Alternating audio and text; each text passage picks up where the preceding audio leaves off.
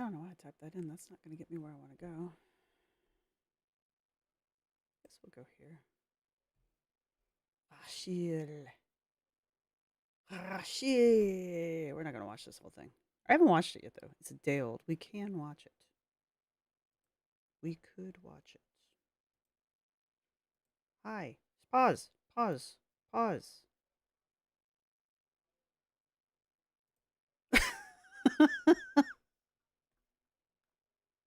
All right. Uh-huh. I don't think anybody's ever called me ugly. Nobody I cared about. I've been told I look like who's the guy from God, what was that show? Also, my camera is going to be weird today apparently, so welcome to the world. Ooh, where's my chat? Hello chat. Let me pop you out.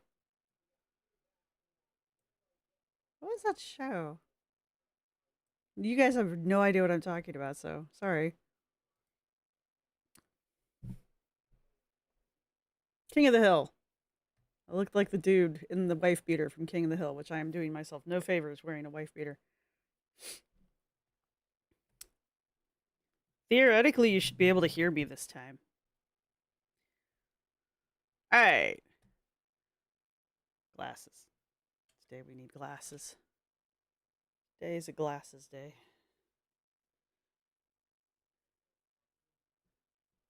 Hello, Shanorama. Shanorama. Yep. Hello, Curvy Asparagus. Hello, Jody. Hello. Hello, Cat. Hello, Magnola Pete. PhD? Nope. Mm-hmm. Uh, hello, Horse and Rider Wellness. Oh, there's something on my glasses. Eh. Yep, I did that. Come here. Don't holler at the door. Come on. Get up here. Come on, let's go. Good boy. Hi. Having a bit of a Mandela effect. Did his B-roll channel used to be called something else? Yes. Snowflake's B-roll channel did used to be called something else. You are not crazy. Hello, Sparkle Fairy. Hello, Possum Pal's Pet Service. Hello, Winter Seas. Goodbye, cat. Now what do you want from me? I'm not going to do that. Hello, Top Chat. Hello, Live Chat. Didn't really change anything. Cool. I didn't miss anything. All right. You can't see the screen anyway. All right, cool. You have missed nothing.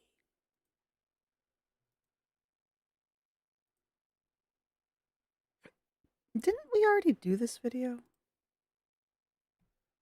Like, didn't Rachel already have a video called this? Am I nutsoids?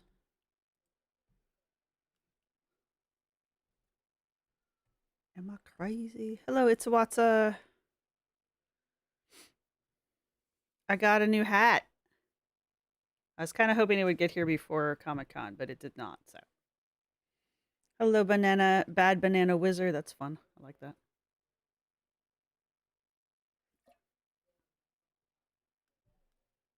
I know some of my other people are in other lives, so it is all merging together. What, bud?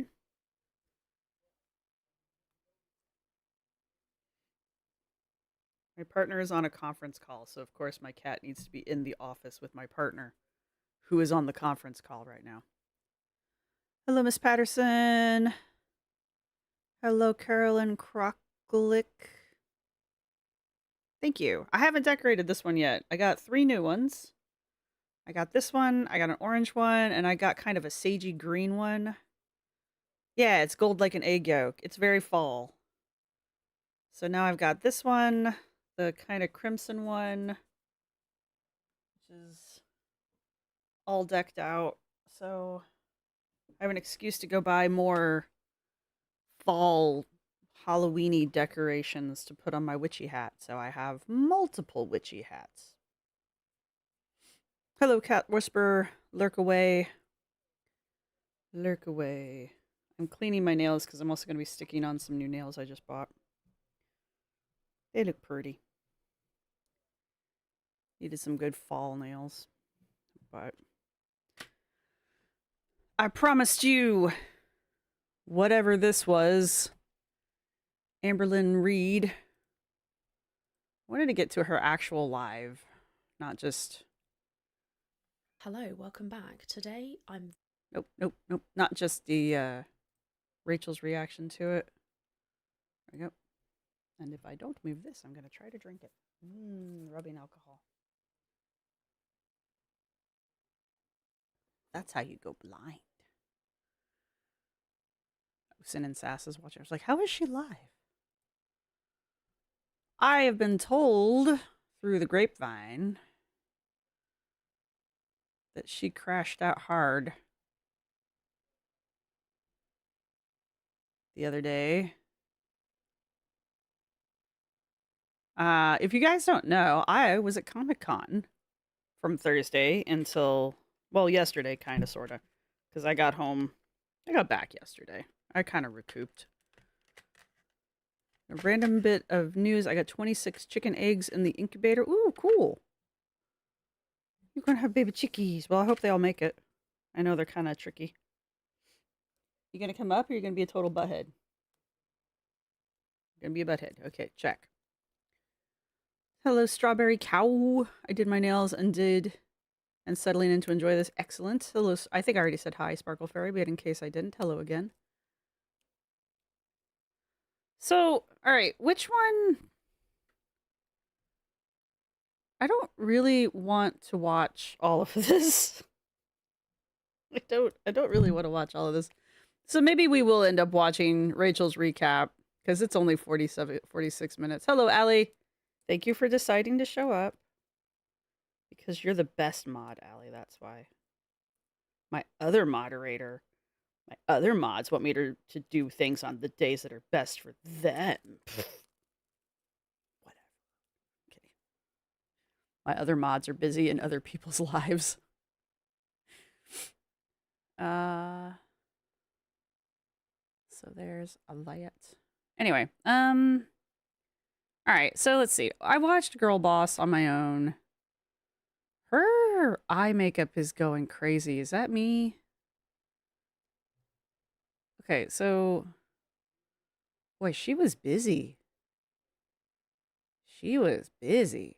Okay, so we got 2 hours and 45 minutes. Then she came back on for another 21 minutes. That looks like she's going nuts there.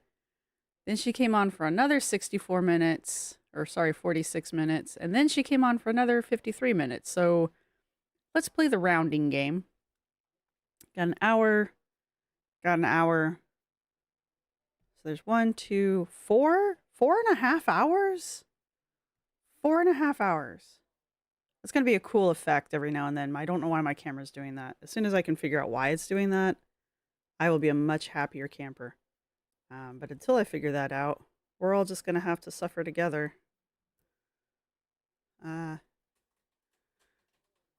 Gives you an excuse to slack off at work. Excellent. Right, this one, she doesn't have a cover on, and she definitely looks like she's going nuts. I know her and Emily are going back and forth with like, no, you're the worst. No, you're the worst. Kind of a thing going on. I don't actually care. They're both horrible people, so yes, I see you. Can we just agree that they're all horrible people? Hello, Cloak on Cloak. So that's where we're going to be on this one. Since this is the thing I want to do the least, let's look at Amberlynn Reed live, and then I will show you guys some goodies that I got at Comic-Con because I care way more about that. No, you're the best. That's why you get to go into the round corner. I shouldn't have done that. I already had it pulled up. What am I doing? Come on, brain. Work with me. Do we have sound? Yes, we do. You have sound.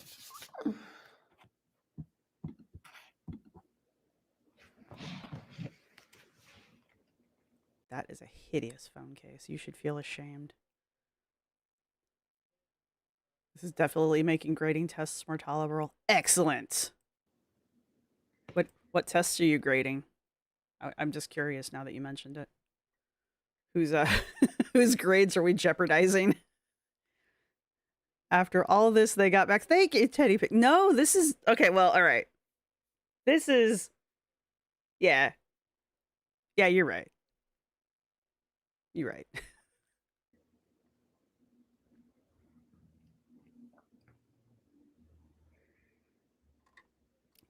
You're right, girl. I'm not even this bad. I'm gonna speed her up if that is okay with everyone. Not gonna speed her up a lot though. I guess we have a minute while she figures out what she's going to lie to us about. Lie to me, Amber. Place your bets now. Most of you have already seen this. Because again, I have been gone since Thursday. I know I posted some videos, but I purposefully took off. I didn't even check. I mean, I checked some comments, but for the most part, I did not. So, we're gonna start off like this. Excuse me. I'm sorry, did I cough?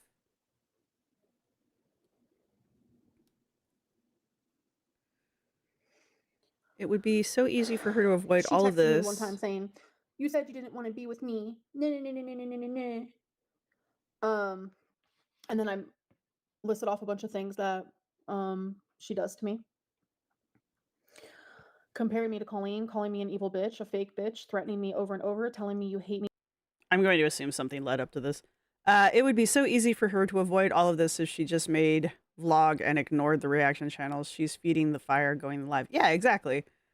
And yes, Sparkle Fairy says, I think this is all part of their kinky games. Yes, it's non-consensual kinky humiliation shit.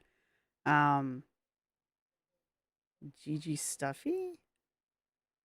Looks more like Felix the cat. Hey, you know what? Felix the cat. Felix the cat was popular back in Felix's day. Can you guys hear her okay? Me with every fiber of your being. It's not okay. The only standards I expect is respect, but you were in a grumpy mood and took it out on me as always. You can't even admit to how awful you are to me sometimes, especially today. You dig and dig and dig and trying to find the most horrible thing to say to me. Oh wait, that's the wrong one. Hold on. What? Okay, here it is. Squirrel. I was like, you made me believe that my feelings aren't valid. You said that I'm a cunt, that I'm a fat ass, that I'm a bitch, that I'm fucking stupid, that I'm a dumbass, that everyone who online who hates me is valid, that you hate me, that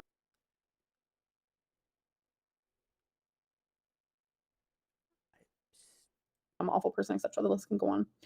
I always deserve constructive criticism, but the name calling has left me feeling empty, but simultaneously full of pain. And she said, I didn't call you any of those things. Simultaneously. Really, girl? And then I was like, ...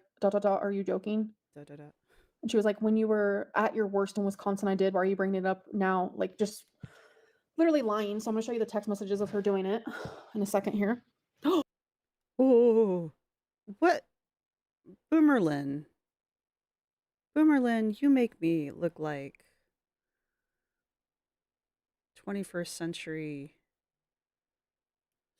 genius woman over here. It's really just a matter of time before she and Foodie need to be sanctioned for mental breakdowns. They are not doing well. Yeah, no.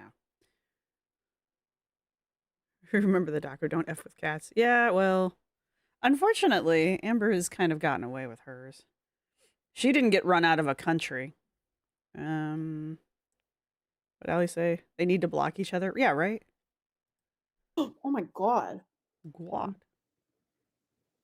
Oh, you guys just saw her getting mad at me because I had anxiety and I was leaving the live stream. Hold on. Oh my God. So her lying, saying that she only said them when I was in Wisconsin, right? Well, that's proof that she said them, right? So I'm about to show you here. Oh show me. You're being a fucking cunt. There it is, right there. Do not talking to me ever again, you evil cunt. There it is right there. Ooh, she bolded it. Um, Ooh, it was in bold.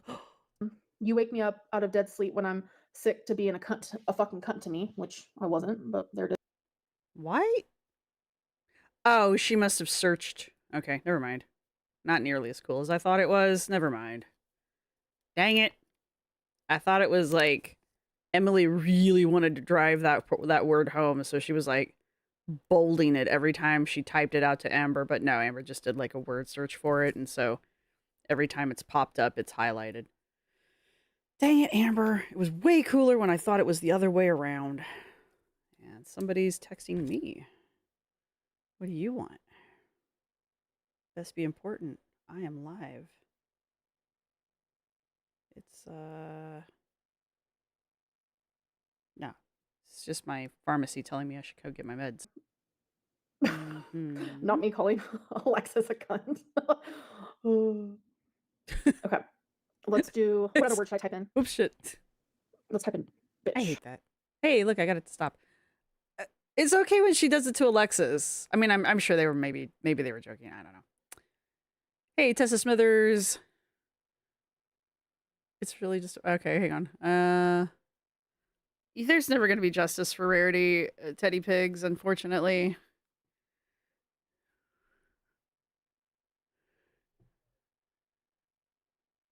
I know Winter Seas. It's. I know that the C word. I don't know if we're allowed to say that on YouTube here. I know the C word is a common use word in other places that aren't the U.S. It's just not here, and so it's a little shocking sometimes to hear. I need to get a pair of a set of pearls to clutch when I hear the word.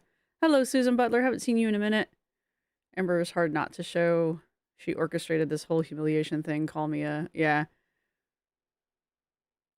Yes, go order your meds, Sparkle Fairy. See, I don't need to order mine. I don't know why my pharmacy is like on my case about it. I didn't order these. I don't want these, and I don't know why they're there, waiting for me to go pick them up. I don't know why they're there.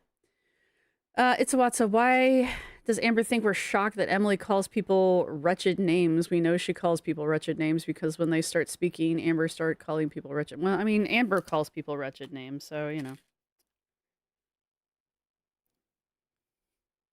I don't know. They're not good people. It's an awful word. It is an awful word, Miss Patterson. I mean, we're not used to it here. I don't know. Do people in Canada? Do Canadians say the C word a lot? It's kind of like saying bitch. Like it's more common than not here, and some people do kind of use it affectionately. I don't, but I know some people do. And I know that's kind of like a thing. So it really just kind of depends on where you're from. But these two are not from a part of the world where CUNT. I have to spell these things out, so you'll learn real quick how a bad speller I am. They're not from a part of the part of the part of the world where that's a common use word. Why is my camera being like this? Anybody got an idea? I don't have anything running. I don't know. I'll have to do a deep dive later. It's something that has only been happening like the last, I want to say, week. Isn't the C word almost like punctuation in Australia? That is what I am led to believe. Clockwork Catastrophe, welcome. You're getting clicks too. Am I clicking? Is my audio also clicking?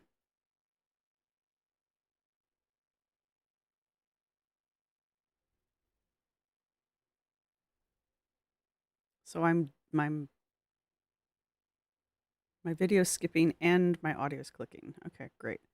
I'm in the UK and it's becoming normalized and not good. I thought it was already normalized in the UK, Miss Patterson. You're not hearing anything? Okay. Uh let's do this.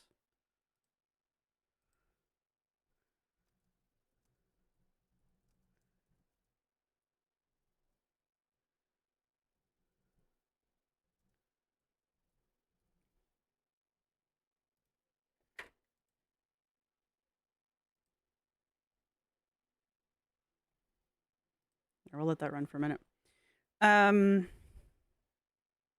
We need to start using the UK term bell end. What does that mean? I dated 2 Aussies, so heard that word so often I'm desensitized. I will sometimes use it offhandedly here in the States, and I forget until people go silent. Hey, it's a great way to stop a conversation. It's not a huge deal. Oh, well, maybe my noise gate's a little too high. I can fix that for next time then. If it's just fading out at the end, it could just be I'm not facing the mic right. Let me check my mic real fast. Hang on.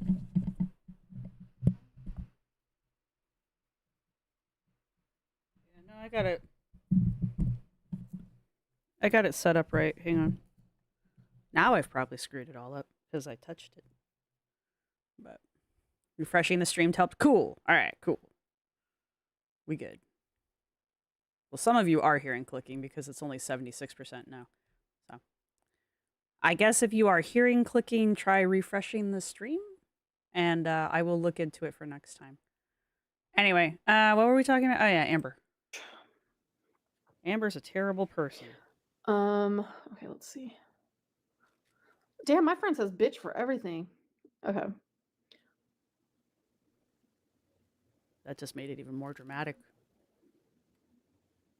Sorry, now I'm reading old stuff. Not from Emily, but from someone else.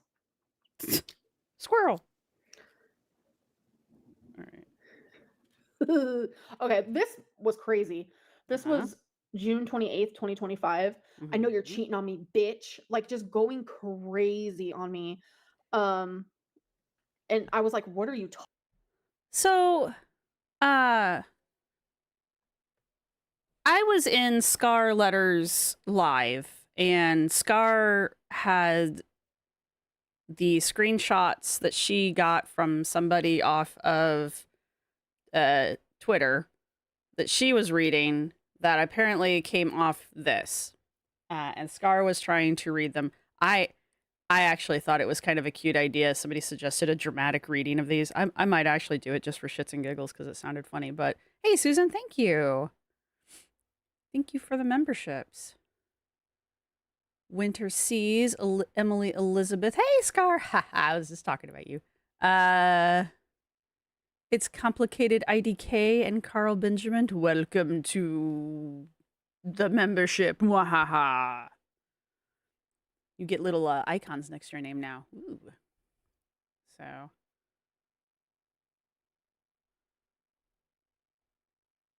I don't believe the TikToks. They aren't real. What happened on TikTok? I find myself using it a bit more. Hot beans and cold tuna on a baked potato. We need to follow UK trends. I know they'll put beans on toast, and I've actually had beans on toast. It's not terrible. It's not the worst thing.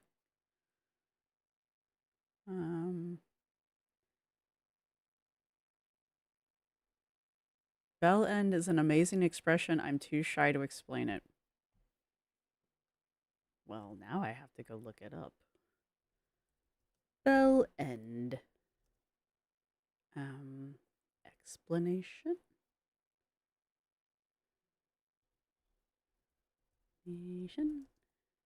Let's see if you can catch that spelling.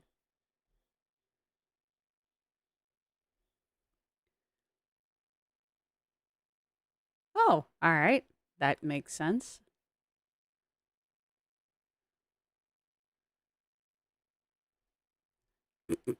The earliest recorded use of bell for said member dating back to a 1593 poem. That's great. It's used as an insult to describe a foolish, contemptible person. Okay, kind of like calling someone a dickhead. Okay, so we can say the C word without blushing, but defining bell end. No, I'm kidding. It's fine. This derogatory usage became prominent in the 1990s with the first citation appearing in 1992. And a notable example from the 2008 in The Guardian. The the term is often intensified with words like total or massive. That's funny. It is also the name of a village in Worcestershire, England. Or is it Worcestershire? I don't know. Not from England. All right, cool. Well, I learned a thing. Look what I learned today. Yeah, okay. I can call somebody a bell end as opposed to a, a D head. Who'd I miss? Thought I saw somebody. Right. Genetic synthetic. Hello, Mr. Ranger Lab. Hello.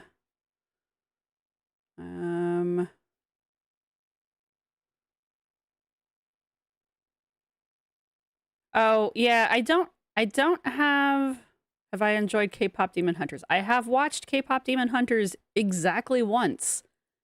And I went to the Comic-Con, and let me tell you what. I did not realize that it was going to be mandatory memorization of a single freaking movie. Okay? I am so glad everyone in the world loves K-pop now. But it's a movie. It's one movie. There are a lot of really good K-pop songs out there by a lot of really good K-pop bands, female K-pop bands. I don't think the songs in K-pop Demon Hunters are bad. I just want people to like broaden their horizons and not just think like K-pop Demon Hunters are the only K-pop songs that have ever existed, because it kind of felt that way at the thing. Hi, Weird Wicked Wednesday. Also, Teddy Pigs. What did you say? I can actually check it. Oh, yeah. I don't know if anatomical terms will get us in trouble or not. We're just going to play it safe for right now because I don't have the stream age restricted yet. I actually took it off age restricted. But if things keep getting spicy, we might take it off and then it won't matter. Then we can say whatever the hell we want. Stop it. I don't need that anymore. There we go. So you need a list of words people can and can't say. I don't know, man. But okay, that was me being my own pure cynical self. I did like K-pop Demon Hunters. I thought it was cute. I liked the little cat demon thing and the little bird demon with the hat. I liked the sisterhood, the sisterhood theme. I enjoyed that. I didn't like the male K-pop demons, but I don't think I was supposed to, I thought they had some funny moments, but I think that was it. I think they were just supposed to be like comedic effect because they didn't really have personalities. They weren't really developed out. Of course, was the main character, but you weren't supposed to like him. Like, he wasn't a good person. So, I didn't. So probably, good on them. Storytelling was great. I didn't like the guy I wasn't supposed to like. I didn't hate him, but I didn't like him. And at the end, I didn't have a whole lot of sympathy for him. I'm glad he had his redemption arc, but in the end, I mean, he was still a dirtbag who completely screwed over his family. Kind of got what he deserved.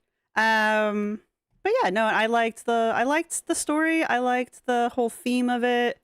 I think it's a great movie for teenagers to watch. It's definitely like a teen movie, and I think it's a very positive teen movie. The art was great. I loved the artwork style. I'm really getting sick and tired of the sloppy art that's out there these days for animated stuff. And so music wasn't good. I do like Baby Metal. I saw you slip in there, Theo Eclipse. I do like Baby Metal. I haven't heard a ton of their stuff, but I do like what I've heard of theirs. I only listen to EDM. Did you flip your hair when you said that too? Is K-pop Demon Hunters a kids movie / family audience oriented? Yeah, you can watch it with your kids. It's definitely a family movie. So the Blue Tiger character, there was a lot of Blue Tiger plushy stuff. There was a lot of really pretty original art. We can talk about Comic-Con now. A lot of really pretty original art at Comic-Con. It was definitely the more popular mainstream comic thing at Comic Con. So, definitely people were into it. There's that. They didn't. Okay, cool. I didn't really want to wear those anyway. Yeah, I do like this. This will open more people up to K-pop, and the girls, the singers they had playing the characters in the girls' band. I don't know how to explain all of this in real words. They were all fairly good. A couple of them were actual like idols at one point. One of them, I think the main girl is actually just an actress, but she had a really good voice. So no, I think that I thought because I did a little like a minor amount of research into it because I was like, what the hell am I watching? My best friend actually told me I needed to watch it, and I was like surprised she watched it, and so I was like, what the hell am I watching? So now, do I think they could get away with making a TV series out of it? Yeah, I really do because they really set that up really well for that to be kind of like, Demon of the Week kind of a TV series kind of a thing. Will they? I don't know. Rowan's all the way back at Beans and Toast still. Cream chip beef on toast. I don't like cream chip beef, but I do like biscuits and gravy. They're not the same thing, and I will fight anyone who says otherwise. Can we have friends tell you about K-pop? It's good.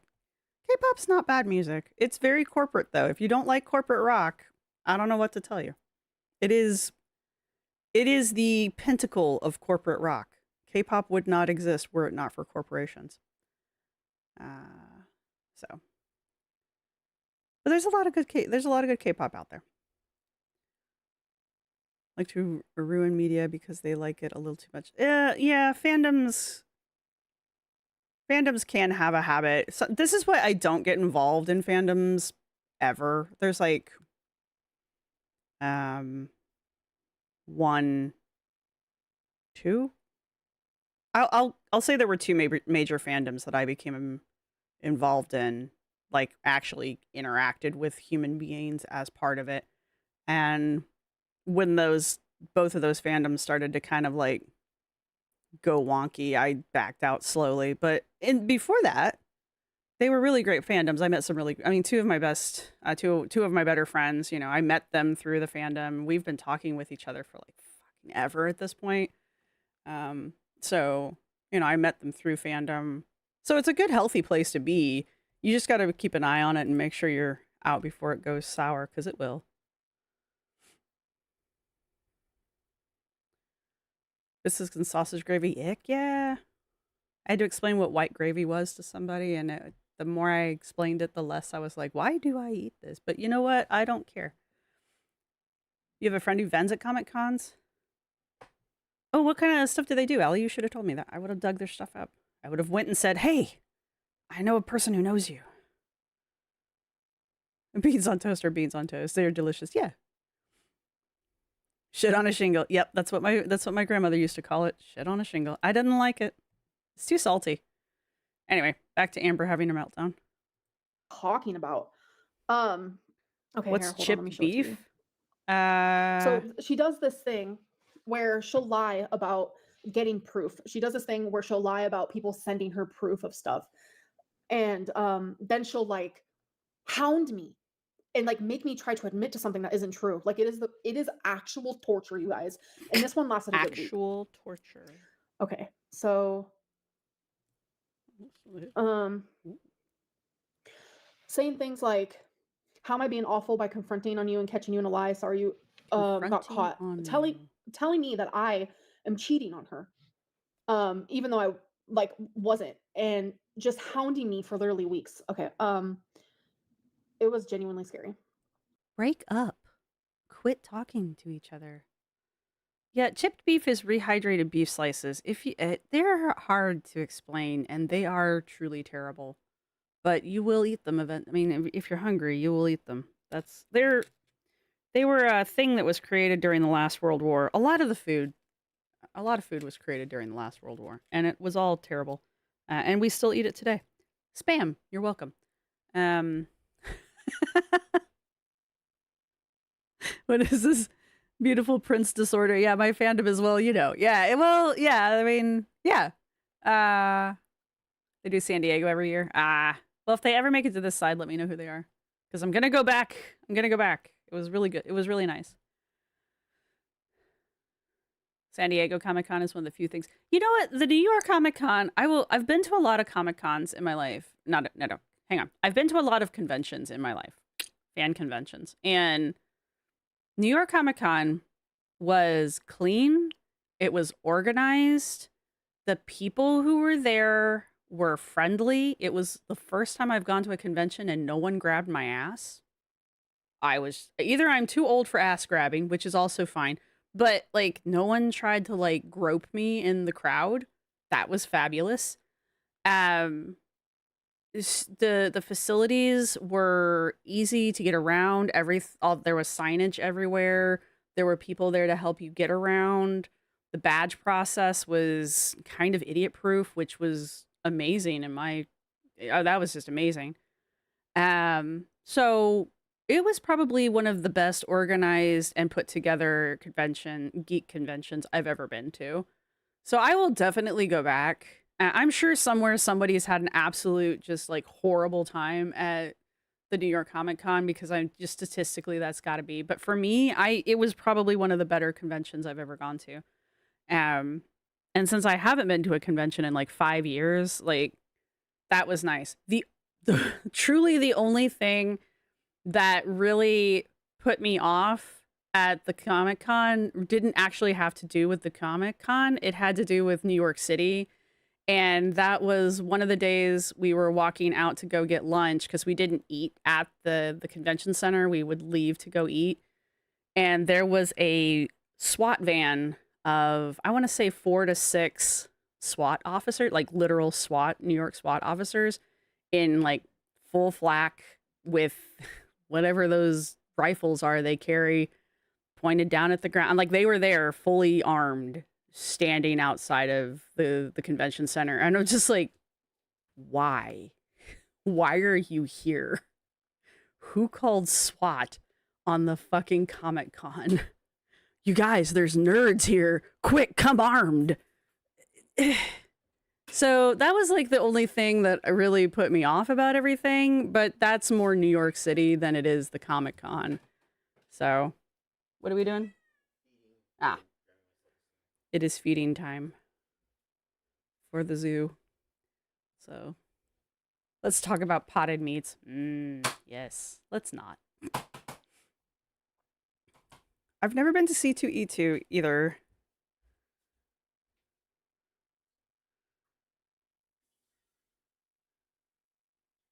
Yeah, the U.S. Army invented a lot of these delicious potted meats. Oh, and Hershey's chocolate. Everybody wants to get up in arms about Hershey's chocolate. It's not chocolate. It never was. Mind blown. Gotta protect the nerds. I don't know who they were. Who were they protecting us from? Why did you need guns? I mean, not even just sidearms. These were not just like cops with sidearms, which I'm kind of used to. These are like full ass assault rifles. I still don't understand why. They're wearing fucking flak jackets. Like they are fully armored and fully armed. Why? They do understand nothing in there is real, right? I don't buy jam, I buy honey.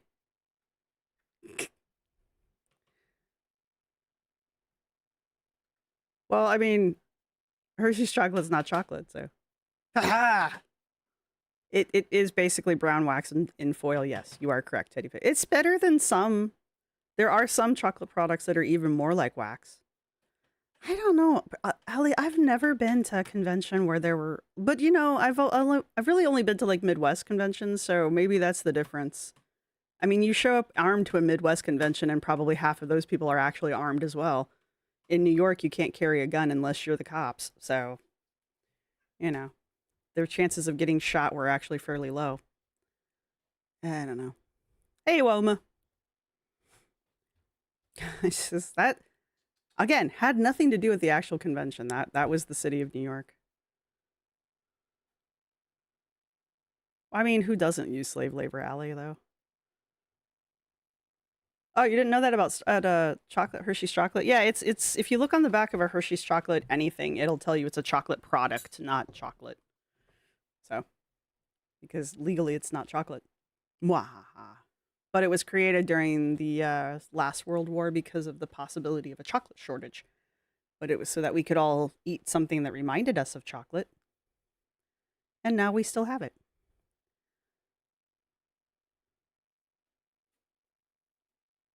Ruby Sky, you had a, oh my God, that's a hell of a migraine.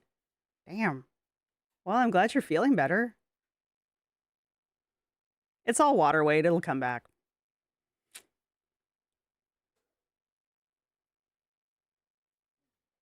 Yeah, but do I really need like armed SWAT to protect me from from what? Yeah, Lizzie B, yeah. Kraft sells cheese products. It's kind of the same thing. And then here it is. I know you're cheating on me, bitch. Who the fuck? I love how her eyes are wonky. They seem to get wonkier every year. This is what blows my mind about Amber. She has a fucking harem. She just has a line of people who are just waiting to get with her. I don't get it. And I'm just like, you've broken me enough. I'm not going to respond anymore. And then she was like, don't ever mention me in your vlogs again, or else soon the world will know you're a cheater. Just absolutely making this stuff up. Like just going Absolutely. insane. Insane. Okay. Sorry, I'm vaguely Calling focused on me something else right now. the fakest bitch I've ever met. I don't know. But She those just always like eyebrows. said the most foul things to me, just like out of nowhere. Hold on. You're being a straight up bitch. It will never be me. Winter season. I wish I had one where she called me a fat ass, you guys. My jaw was on the floor, but that was in person. There's just so many. Don't gaslight me, you bitch. You dated a feeder. A professed feeder. Why are you shocked? I don't. I can only eat ice pops since then, so I hope it won't come back. Ooh.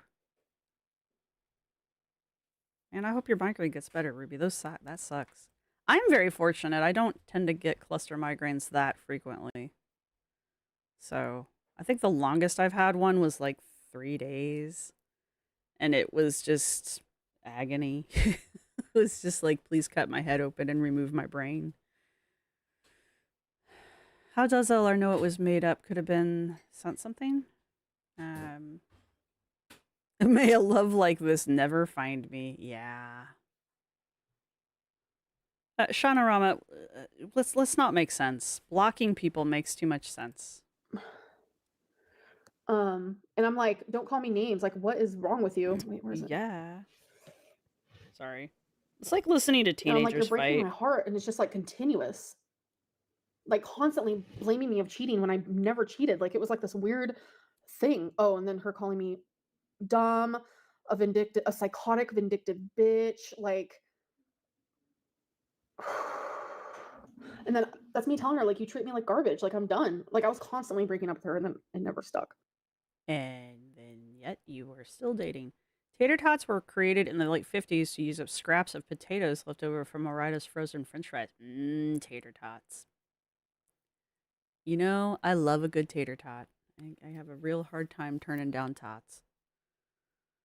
Yeah, exactly, Winter Cease. Just stop responding. They act like they're forced to be attached. Exactly. There is no reason for them to be talking to each other. There would not be drama, Sparkle Fairy, if they blocked each other. That is true. We would not be having this 20-minute meltdown. Bambi Bell. Amber's never cheated, you guys. It's like an 8th grade relationship and that's being generous. Yeah. If they were smarter, I'd wonder if this wasn't some big act. I mean, let's not We can't put it past them. Um, Yeah, shit. let's see. What else? Let's see. And it's like a lot of this was like on FaceTime in person, like over the phone. So you don't have proof in that. That's But right. We let's see. don't conveniently. Um, Just have to take your word for it. Conveniently. here's one that's crazy. My mom was with me when this was happening, and yeah. Um, you need to actually shut the fuck up or I will expose your stupid ass. And I was like, I'm concerned and worried for you, you know? Here's my thing. I think it was Una in my comments on the video that I made, and I released it while I was away, so I haven't gotten through all my comments yet. But Una made a really good point in my comment section about how pretty much every girlfriend after Beck, you really can't trust anything they say because there's years of documentation of this woman's behavior. So, I mean, I hate to be like this, but if you know who she is and you date her anyway, and that's the other thing, Emily didn't go into this blind. Emily tracked Amber down. Emily wooed Amber through her DMs. So, Emily doing all of this at this point is really just Emily trying to get this reaction out of Amber. And she got it. So, this is why I made the video I made. Like, this is just Emily manipulating the reaction community.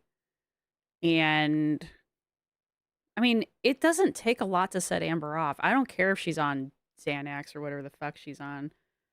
You know, it doesn't take a whole lot to set her off. It's been documented that it doesn't take a lot to set her off. So Emily's sitting here being like, I'm going to expose your ass. Expose what? What are you exposing? We know she's abusive. We know she treats her partners like shit. We know she's bad with her pets. What are you telling us that we don't know? You literally have nothing new to add to this conversation. So, what threat do you really have? But I mean, that's really what Amber should just double down with and just be like, all right, do it. You know? So, yeah, exactly. Winner sees. You live in a different state. All of the traditional means of control don't apply.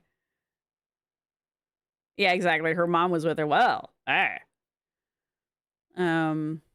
You trust wifey? I would trust wifey only because wifey dipped.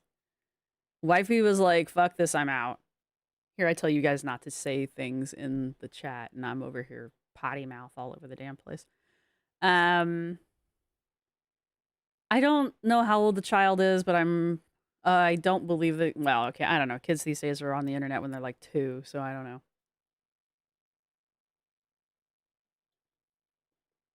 And also, I would like to point out, Emily only brings up her child when she's threatening Amber. I'm not trying to say anything about Emily's parenting skills, but I'm kind of saying something about Emily's parenting skills. You know, she's only concerned about the kid when it's convenient for her to be concerned about the child, not, all the time, like a good parent would be. Putting it out there.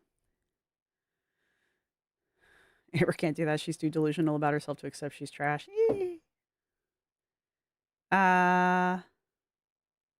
Teddy Pig says, everything about this relationship has been performative, including the circular logic and breakups. Yes. Ding, ding, ding. You're right. People keep dropping her states away and then fleeing, and she doesn't see this as a problem. No, man, this is normal. This is how normal relationships work, Ruby. Isn't this how your relationship works? Sorry. Rowan says, I understand that in theory it's easy for Amber to disconnect from Emily, but she's got serious, like, undiagnosed, 100% untreated attachment issues. I also understand why she finds it difficult. No, I get that. I do. I understand why. You do not, I say this a lot. You don't have to work hard to get me to believe that that Amber's shit's fucked up. Do as I say, not as I do, all right? I was watching, I watched exactly 5 minutes of Charlie Gold's live last night because I was like, oh, I'm gonna watch stuff and get caught up on Girl World because I was too tired to actually do anything. So I'm like, I'll just watch some lives. I watched exactly 5 minutes of Charlie Gold's live and I was like, yep, I'm out. But part of the live was Charlie basically saying, you know, Amber's a trash person and, you know, she's an awful trash person and Emily is an awful trash person. And we don't have to be nice to them because they're awful trash people. And I'm just like, I mean, I'm not saying Charlie's wrong. I don't have it in me to be that black and white because there's something wrong with Amber. And there's probably something wrong with Emily, too. I don't know her well enough, and I'm not invested in Emily enough as a character to give two shits. But, you know, I get why Amber does the things that she does, but I also understand that Amber's really easy to control, really easy to manipulate from the outside because we've watched we've watched other girlfriends do it. We watched Valentine and her wife do it. We've watched Emily. We're watching Emily do it currently, you know? And I am hearing reactors point out that Emily is being a manipulative bitch. I am hearing that. I just want more people to directly call Emily out and quit feeding it because Emily is winning right now. And I get that I'm not trying to protect Amber because I'm not trying to protect Amber. I don't want to feed Emily. Does that make sense? I don't want to make more out of Emily than there needs to be because Emily's just doing this as a power trip and she's just doing it as an ego trip, in my opinion. And I think the more attention she gets from the various reaction channels, especially the bigger reaction channels, the more she's getting off on it. And we're just here letting her. We're just here helping her along, right? I say as we sit here and listen to this. So, you know, again, do as I say, not as I do. But yeah, winner sees. They are both abusers in the same way, in different ways. Yeah. Well, in the same way and different ways. Yeah.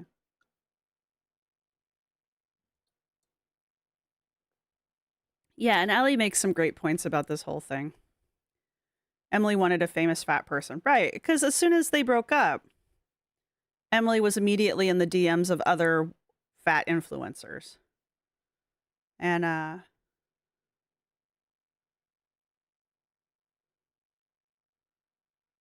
Rowan says, Emily may be partnered, but manipulators like Emily will sniff out those who will have a bias in their favor. Right. And I'm not saying anything about Rachel in particular or any reactor in particular, because the reality of the situation is the reactor community is an ecosystem and we all react off of each other, even if people don't want to admit it. I had somebody in my comment section be like, we are the Reddit. I'm like, I haven't been on Amber's Reddit in like, I cannot recall the last time I was on Amber's Reddit, not because of any particular reason. I just don't get on Amber's Reddit. So I have no idea where that's coming from, but the whole concept that all of the reaction channels are basically an ecosystem of themselves, all of us feeding off of each other, and we all feed off of Amber in that aspect, it's not wrong, right? So Oliver's personal assistant. Amber admits to a lot of it. She just says Emily made her do it, and she's just as bad. Yeah, who was it? I don't think it was in my chat. I think it was somebody else's comment that I saw. It was like, if Amber got mad at Emily and burned a house down, in Amber's journal, the entry would be Emily burned a house down today or something like that. But yeah, that's kind of Amber will transfer the blame for her behavior onto other people. And we watched her do that with Beck through the entire relationship. So, pardon me. I have coffee, and so it's making me cough or hiccup. Um,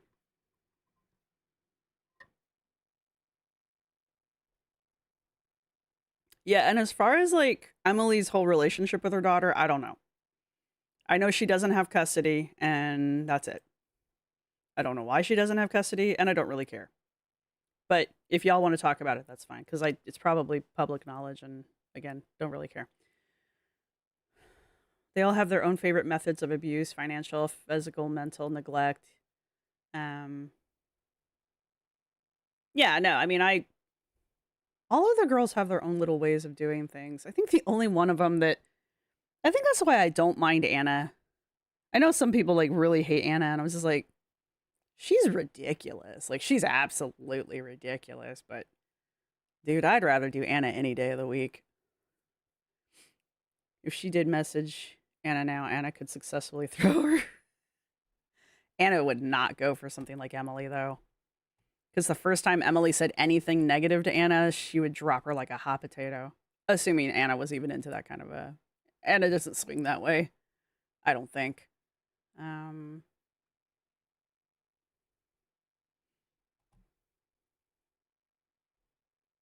Anna gives painfully straight energy, so I doubt Emily would reach out. Yeah, well, Anna might give painfully straight energy because Anna's not painfully straight. Well, that's my theory, but I'm not saying anything. That's for Anna to decide. I've heard people say that Amber hated Studio Deets because seeing her type criticize her is upsetting. I wonder if Emily chose to go to Rachel, a pretty spooky lesbian, to make her jealous. I've heard you're not the first person to bring up that Emily targeted Rachel specifically because Rachel is a prettier, heavier woman on the internet. I guess maybe I'm like fat blind or something. I know Rachel's heavy like I am, but I don't see her being like heavy. Maybe I'm just blind to it. Rachel doesn't seem like she's. Oh, that's not a nail. Rachel seems like she's like small fat. I know she's bigger, but she's not like Amber. So, yeah, exactly. Anna needs to be worshipped constantly. So, yeah, Anna's very giggly and cringy around men. So that could be, you know, that's slow mo for you. I don't know what's going on, man. So Amber doesn't like Studio Deets because Studio Deets is Studio Deets gay? I don't assume just because she looks kind of butch. I don't like to do that, but I could see why Amber wouldn't like that. Rachel could be a project. Ugh. Rachel's chubby. Yeah, no, I mean, I'm willing to say that. Rachel said she's overweight, so I know she is. But she's not. She's not like 500 pounds. Anna's wholesome compared to most of the girls. Anna's wholesome compared to quirky Love Rosie. Concerned and worried my ass, you're being a fucking cunt. Just and then she's like, you're the most delusional people I've ever met in my entire life. You literally think the world revolves around you. You're literally only dated me for your own egotistical reasons. You honestly don't give a fuck about me unless it benefits you. Just literally going on and on, like out of nowhere. But yeah, you need to actually shut the fuck up or I will expose your stupid ass. So like that's the type of stuff that I constantly was dealing with. And I'm just telling her, like, she concerns me. Anna's biggest problem is she's annoying. Yes. Where was it? Yeah, that's Anna's biggest problem, yes. Anna's not even unattractive. She's just fucking annoying.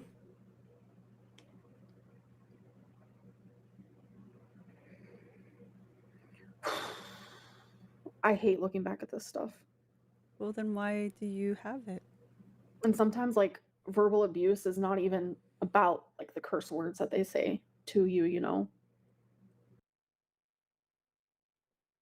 Anyway,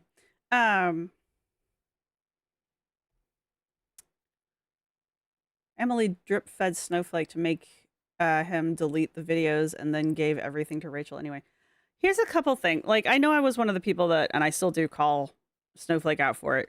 Like, Snowflake gives two shits. But another reason why Snowflake may have taken down the videos about Emily is because he did just straight call Emily a murderer. And I mean, that does cross lines that probably shouldn't be crossed. And I have always thought that myself. So he might have taken those videos down for that reason. And yes, he took them down around the time he got the interview from Emily, but it's not the worst thing for him or his channel for those videos to not be up. I know I'm defending this after I was like, I still would like him to make some kind of a statement as to why he took them down. You know, because maybe it is just, hey, you know, looking back on the message that these videos put out there, I don't want to stand by it, or I could see how these could be problematic for my channel in the future, or anything like that. It's a CYA kind of thing. Or, you know, maybe he did use it as a payoff to get that little bit of an interview from Emily, you know? And then, yeah, Emily turns around and like dumps everything on Rachel. So I find that very suspicious from Rachel, or not Rachel. God, no, that's not what I meant. I find that very suspicious behavior from Emily. Yeah,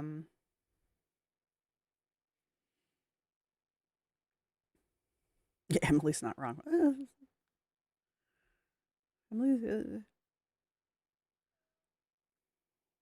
where are you?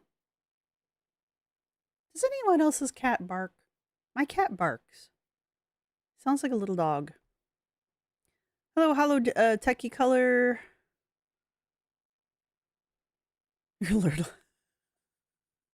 Oh, sorry, I don't know why that's funny. Sorry for being in and out of the conversation, literally herding cattle. All right, fine. Go herd cattle. I'm not going to sit here and say Snowflake's not handsome. I mean, it's like saying Jimmy Bunker's not cute. I'm not going to sit here and lie. Yeah, he went. I don't mind that he went in hard on her. I just like certain language needs to be couched certain ways. Like you can't just straight come out at somebody with like that accusation right out the bat, you know? So. And almost redeemable makes her annoying to be. Well, yeah. Like Anna almost gets it and then doesn't. Like, oh, you're so close. Ah, oh, damn it. We're gonna talk about Anna calling herself a ball sack here in minutes. Yeah, that was fun. I do too have loose skin that collects water because ball sacks swell. When they're injured, they do that when they're injured. Are you an injured ball sack? Because if you are, you need to go to the doctor. Just throwing that out there for you. If you're an injured ball sack that's swelling, you'd go to the doctor. You know what men do when their ball sacks swell? They go to the doctor.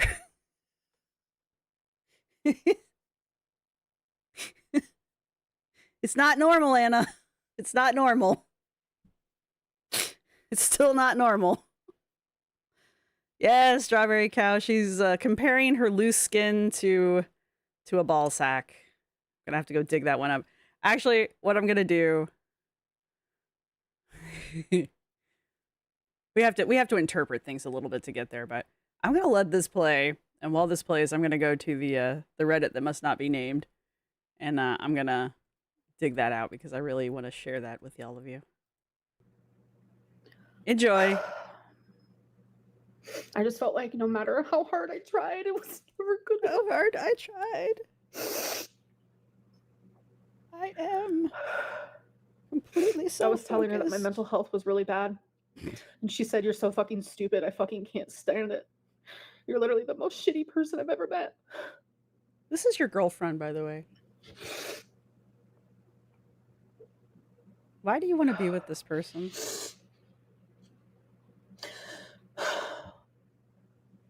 And that was just me telling her how bad my mental health was. And then she said, I do hate you, actually.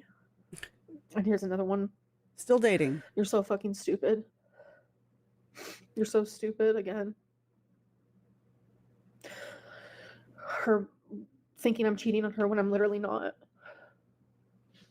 And I have to like message her like so much so she gets it. Like, I'm not cheating on you, but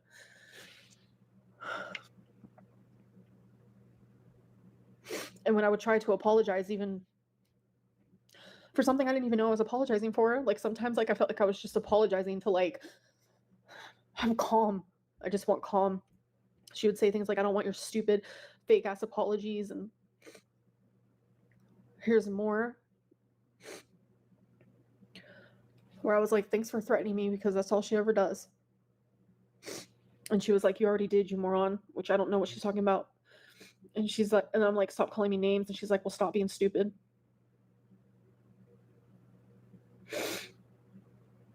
If you do anything to affect my life more than you already have, I will sue the fuck out of you and get your channel shut down. You can be homeless. And I try to act super unfazed, and I'm just like, LMFAO, bye. And deep down, I'm like, fucking just hurting. Literally hurting. These are all just random times where we were in a relationship.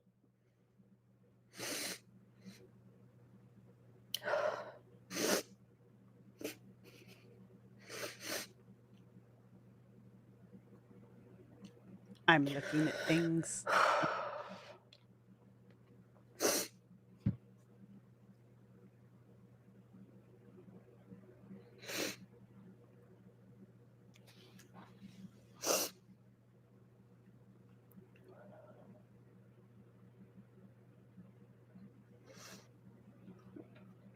Mm.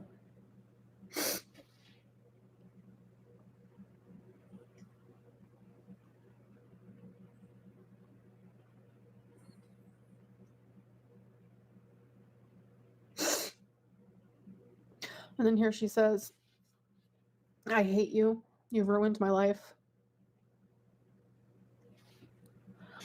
And I said, I'm not in a place emotionally where I can talk. Yesterday and last night was incredibly hurtful. I need space.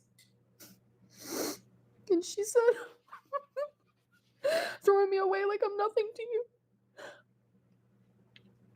And I was like, the way you acted yesterday and last night was very hurtful. I need space.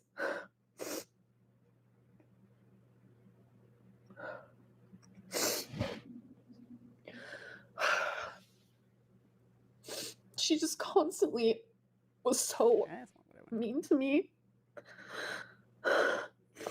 Here's more. I literally hate you with every fiber of my being. I knew you were a cheater. I'm waiting for you to apologize. Her blaming me for cheating me. blaming me for cheating. More.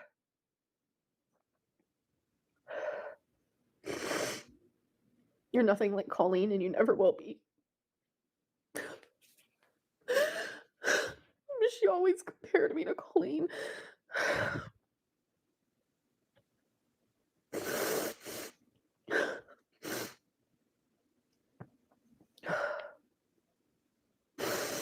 I don't know. I did stay.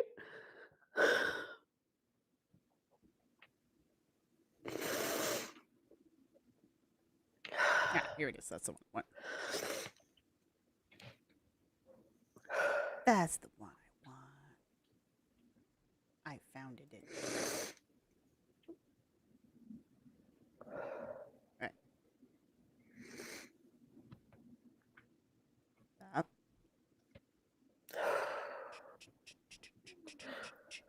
It is what it is. It is what it is. I kind of low-key wish I wouldn't have looked at all this, because it's making me really sad.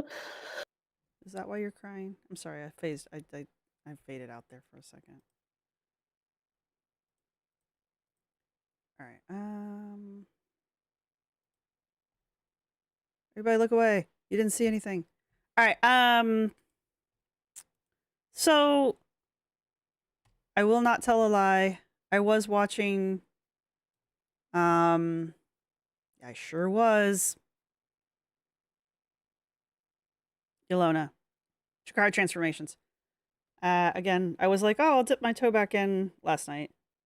because, you know, I was ambitious and I was wrong to be ambitious. Anyway, so I saw a little bit of this while I was gone, and I didn't quite understand what was going on, so I just kind of skipped it because I wasn't trying to do Girl World stuff while I was at the Comic Con. And then I came back, and Ilona was covering it. You guys are going on about the ball sack. Excellent. Well, are you ready? Are you ready for this sneakerhead queen bee? Seriously, one cannot compare their loose skin to ball sack skin. I have lots of hanging skin due to my over 200-pound weight loss. My skin does not fill with fluid. Are you sure? Are you sure you're not a damaged ball sack? Are you sure, sneakerhead queen bee?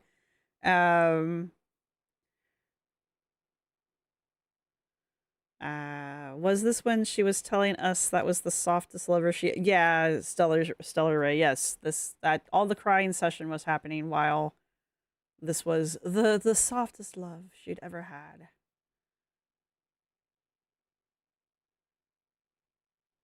Oh, Rowan, in her book, she mentioned I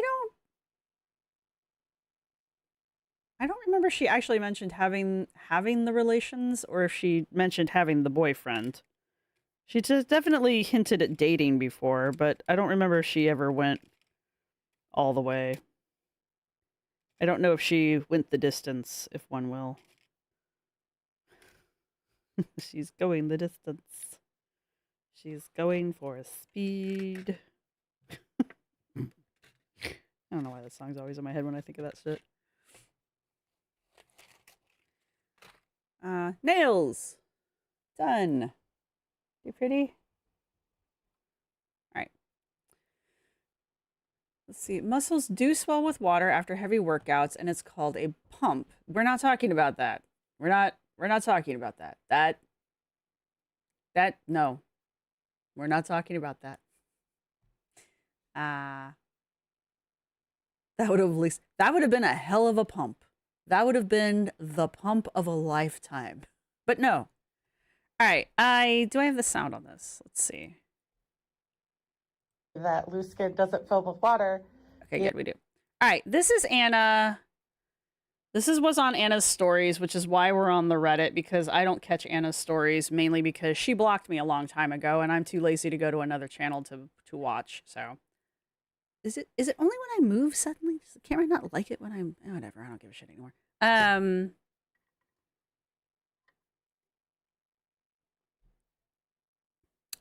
So Anna has to caveat this as she does. When I say water, I am referring to lymphatic fluid. I just say water because it's mostly made up of water. Excuse you, according to Dr. Herbst, lymphatic fluid is blood. So there's that. I remember that. Anybody else remember that? Where'd my chapstick go? There it is.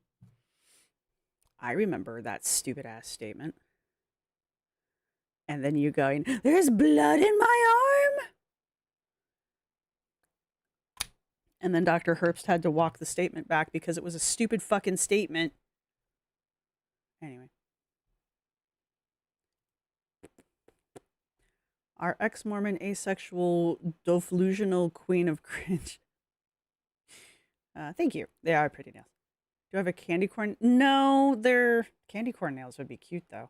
They're fall. They're just fall. I guess this one does kind of look candy corny. The hat's not helping with the candy corn look. Thought exactly how on earth has she managed that? Next, Anna's going to claim she is made of a system filled with bladders. Yes, she is just a bladder system. I'm going to talk the rest of the video like this just for you, Sparkle Fairies. I probably will, actually, a little bit. There's something about nails. They make you want to point. They make you want to do things that you never do. They make you want to scratch your head. They do things. Nails make you do things, okay? It does look like an ombre candy corn now that you mention it, yeah.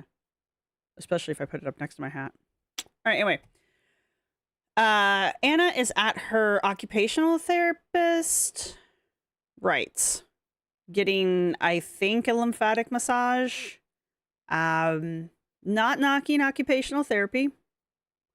Just saying, not the person I would go to if I was swelling with water and would like to know why I'm putting on somewhere between 20 to 40 pounds of water sporadically throughout the month. I would go to a doctor, someone with a DR before or after their name. Putting it out there. A medical doctor, preferably. As someone who is Jesse Borrell. Yeah, well, we all have our opinion on that. We all have our opinion on that one. Hello, are you late? No, we just switched away from Amber crying about her DMs about Emily and how both of them are POSs. And now we're going to go talk about Glitter and her ball sack skin. Because she started it. That's why. The backs, have you noticed the back shot she shows her arms are fat again? One can't tell she had lipo. You can tell she had lipo at all. You can't tell anywhere. That's part of the problem.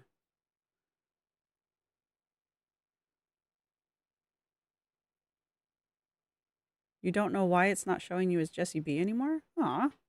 Well, all right. I will try to remember your Jessie B. I don't know. YouTube's weird like that. I did pull up the, I did pull it up. All right, Anna's measuring her waist. You're gonna be like this, aren't you? Neat, neat, neat, neat. Anna's definition of loose skin is fat hanging off of her body. Yeah, we already covered that. All right, this is, I think, the one of you mentioned. I've already forgotten. I'm so sorry. You talk about research, but you have fucking not gained significant muscle. You have gained significant weight. It takes time to gain muscle, and you've been too busy being scammed out of money for surgeries you don't need.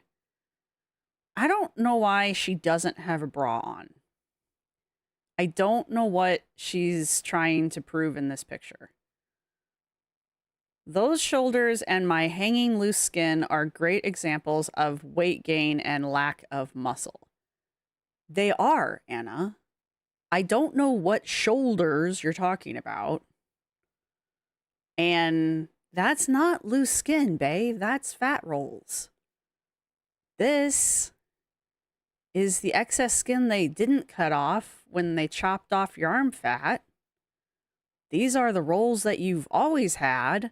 And the only reason we don't see the second set of rolls, or third, is because they're tucked into your compression garments. We know what this looks like because you like to run around in bikinis all the damn time. And I'm pretty sure there's a side-by-side picture of this and something else. And I don't know exactly where it's at, but I know it's out there and it exists. But it's just like, girl, stop. Like, that is a shoulder. All right? That's what a shoulder looks like after 3 months of light weightlifting. I don't lift heavy. I've just started using the bar to do squats. See how I have like actual definition? Not to be a dick, but I'm sorry, where's your shoulder? Yeah, I can't tell if she's trying to be sarcastic or not. Is the loose skin in the room with us? I'm not saying if she doesn't keep with it, she will not eventually have loose skin. Because if we go look at Sal? No, what's his? Yeah, Sal. Sal has loose skin, and he also still has fat, right? Because he's still a big boy. He started out at like 700 fucking pounds. He's still a big guy. So he has both a combination of loose skin and fat. Right? Anna's not that. Anna doesn't look like that though. Saw Weird Wicked Wednesday. I haven't seen Wicked Wednesday's video yet, so she's got soft muscle like my husband. I'm not saying Anna doesn't have muscle. She probably does. And she probably has been, like, somebody got on me for saying toning the muscle up, but she probably has been toning up the muscle that she has, or at least maybe slightly building the muscle that she already has. You can't see it. There's plenty of fat in them rolls. Exactly. The skin would be deflated. Yeah, it would hang completely different. Like, it would look flat. Excuse. Got the Zoidberg aesthetic down pat, though. There is no burnable fat. That's right. That's right. Let us not forget. There is no burnable fat here. This is all lipedema. Somehow. Even though that's all been sucked out of us. And yeah. Though, let's see. What arm is that? It's her, right arm, then? She was saying that it was her right arm, I think. She was saying that that was giving her, that was her weaker arm. It's interesting that the whole right side of her body is the side that swells. Now, I know she doesn't have her arms perfectly at the same angle and everything, but, like, this is not the same. Right? You can just visually see that her arm's that her right arm, yeah, her right arm is much larger than her left arm. And even here in her lower upper arm part, it's even bigger. So I really do wish she had worn a bra, though. But her right calf is the one that will swell to twice the size of her left one. So it's her right side of her body that seems to do the swelling. How strange, I think. Does she have one shorter than the other? No, she's just got her arms. She doesn't have them both at the same extension. She's got one kind of like inward a little bit more. So it looks like it's a little foreshortened, but it's not. And then also her watch isn't helping. It's creating an optical illusion there. I'm sure somewhere there's a filter involved. I don't know. Yeah, she's got muscle down there somewhere. If this is loose skin is setting up a narrative for another chippity chop shop visit, I mean, eventually, yeah. The girls really do live in a different reality. Yeah.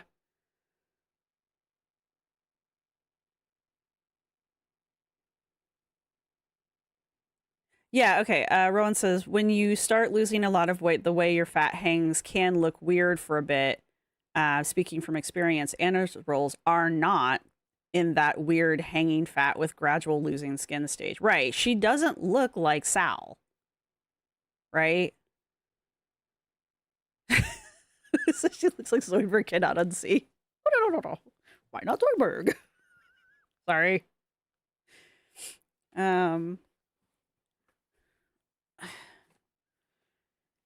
Can't stand long, but the title Anna is a boss. Sorry. Hey, got you watching. Bye, Allie. Abandoning me right when we get to Ballsack Land. See how you are. All right. So anyway, this is the story where she's talking to her occupational therapist who is healthy. What's the context of this? Who took this picture? Is it from a trainer or a surgery consultant, or did her cameraman take this? I am almost positive this. Oops, hang on. Stop it. I am almost positive this is a bathroom selfie because there are feathers from when she put together her showgirl costume, and there are Q-tips on the ground and other paraphernalia on the floor. So maybe her kitchen near her bathroom. This is in her house somewhere. So she probably just propped her phone up and took a picture. From Bell's Ends to Bell's Sacks. That's the stream so far. Hey, I may use that. I may retitle the stream that. Yeah, it's a bathroom selfie. There's no way in hell she'd let John take this picture. She'd have a bra on at least. Okay. Anyway, we're gonna watch this one real fast. woman came and she was like in my comments telling me that loose skin doesn't fill with water. And I have my, are you OT or PT? OT. OT. And she is, It doesn't matter if she's occupational or physical. I'm not trying to be a Bell's End here, but I can say that. I don't think YouTube will catch me on that one. But like, these are not the people you want to talk to about your swelling skin. doing my manual lymphatic drainage right now. And she goes, that's you know how we know this. And I'm going to let you fill it in because this made me laugh my butt off. I said, you know how we know that loose skin fills with fluid is because some of the worst swelling we see in hospitals is men's ball sacks. Some of the worst swelling we see in skin is in men's ball sack. Again, even this person is pointing out, unintentionally, that swelling is not good. It's in hospitals, in a place where men are not meant to swell. Ball sacks aren't meant to swell. Not like that. Because the skin is so loose. And so they'll swell up, like they'll be the first thing to swell up immediately. Do you understand how balls work? Do we understand how the male anatomy is situated to work? I have a feeling there's some context missing here. Like, one of the two of them is not fully aware how the dangly bits of the male anatomy function. But swelling, that doesn't happen on the dangle bit. That happens on the long piece. And even then, swelling's not exactly what it's doing. I don't want to age restrict this stream, so I'm going to stop now. But the point is, I just looked at it, saw scrotal tissue. I'm sorry, I can't. Don't do that to me.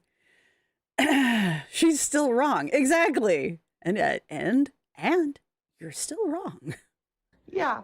So that's your fun fact of the day. And also, loose skin definitely can fill with water. So whoever's on the internet saying that that's not true doesn't understand the lymphatic system. Your ball sack is not, to my knowledge, part of your lymphatic system. I don't know, maybe it is. I'm beginning to think lymphatic system is kind of like quantum. You just put lymphatic in front of something when you don't understand it, and suddenly everyone goes, oh, as if it makes sense when it doesn't. So there is something in the world that is quantum, but we just people kind of throw the word quantum in front of things just so that they sound smart, and whatever the fuck it is they're talking about sounds sciencey and complicated. You get it a lot in pseudoscience. I'm beginning to feel like lymphatic is Anna's quantum, and she just throws lymphatic in front of things to sound like more medically sciencey and to kind of like hand wave away the need to explain things. Oh, it's lymphatic-y ball sacky swelling. I don't think that's how it works, but I don't know. Maybe I'm wrong. I'm not a lymphatic-y doctor-y person. I don't know. But I'm 12, don't mind me giggling. Exactly, Jessie B. It's gonna be a fun conversation. Anna started it. It's kind of my point. But right, so yeah. Tessa Smithers, yes. Literally everyone else cricket noises. Her adipose tissue is swelling with fat. No, it's lymphatic juices. Ooh, we're using that from now on, too. I'm a quantum nail tech. Exactly, Ruby. You need to put that on everything from here on out. Quantum lymph. I like that. Anna tries so hard to make it sound like she knows what she's talking about and scolds us for not researching when she herself is misinformed. Yeah. That's the part that she gets in trouble with, because she gets on here and she says this shit with her whole chest, and then people get on her and they fact check her and her weird ass doctors, because this is one of her doctors. I guarantee you, this is one of the people she calls her doctors. And I'm not knocking the OT. I know people go through shit to get this title, but not a doctor. And I'm almost positive this is one of the people that Anna refers to as her team of doctors, because I'm willing to put money on it. Anyway, this person, though they have not said anything particularly factually incorrect, the way they are giving Anna this information is causing the information to be factually incorrect. And Anna is processing it in a way that she is now repeating it incorrectly. And as usual, Anna is now repeating medical information to her audience incorrectly without fact checking it. Like going to an actual fucking doctor and asking them, "Hey doc, is it normal for my loose skin to be filling up with fluid?" "Huh, no, Anna, that's not normal. Maybe we should look into that." "Probably not your lymph, your quantum lymph fluid. It's probably not that." I'm a quantum bitch. A quantum bellhead. I'm gonna make that a membership level now.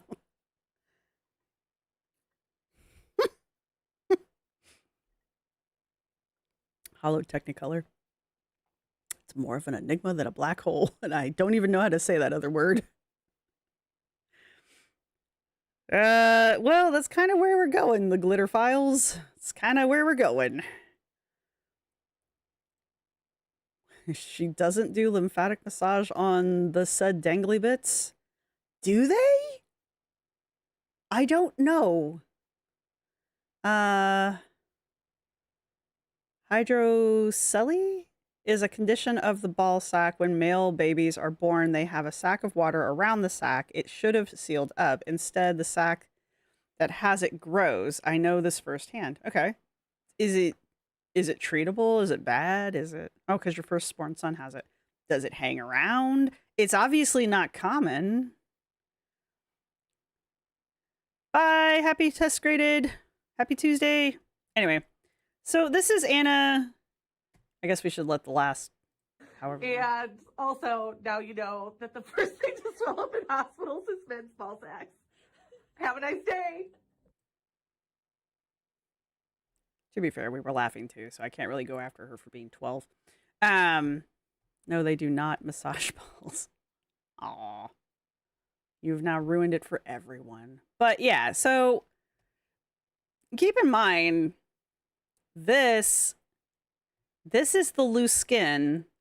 This is the loose skin that Anna claims fills up with water, lymph fluid, quantum lymph fluid, because it passes through cellular walls or whatever lymph fluid doesn't actually do. And hey, welcome glitterphiles to the undergrads. Mwahaha. And this is why she gains 20 to 40 pounds of water weight every now and then. It's totally not heart failure. I'm not saying it is heart failure. I'm just saying if it happened to me or my partner, I would be calling an ambulance and or driving us to the hospital. So, surgery was performed, but without a drain being left in it, refilled with fluid. Interesting. And I'm very sorry to hear that.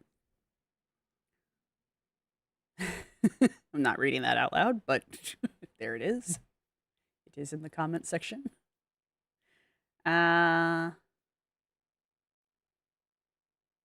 What was this one?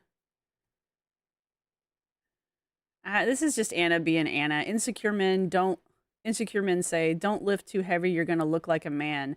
Anna, me, happily lifting more than some men. Well, I mean, you outweigh most men, so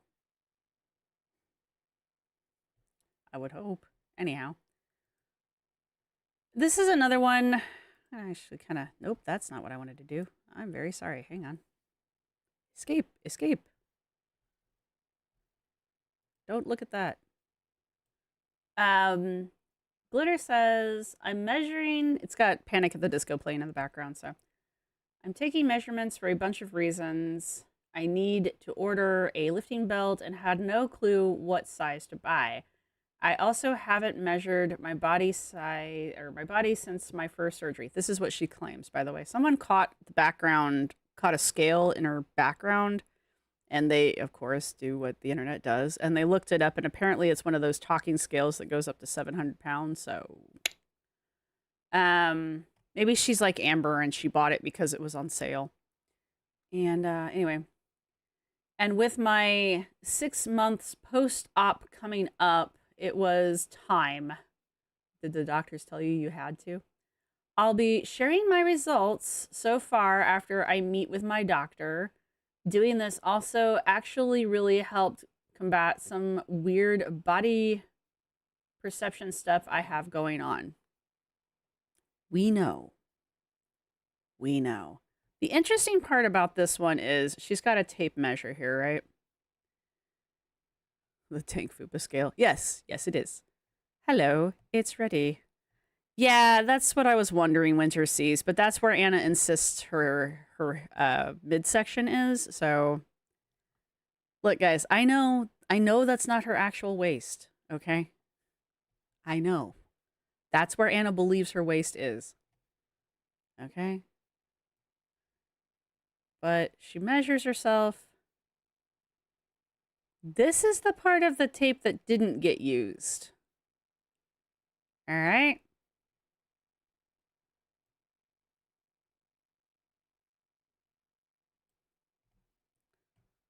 I don't know why she's only holding this little section. Because all of this is her waist measurement.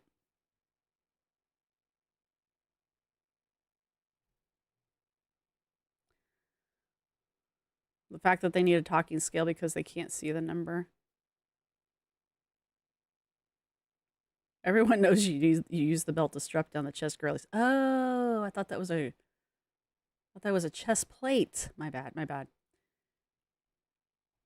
Yeah, compare her size in that video to the amount of tape she shows after she measures herself. Yeah, hold them up like a shelf. That's what they are. It's a girdle.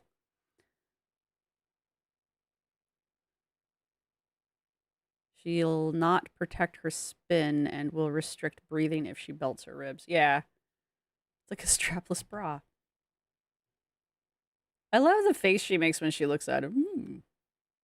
Like she's like impressed with it. All right. What I wanted to do. Do I not have my tape measure? Hang on a sec. You're going dark.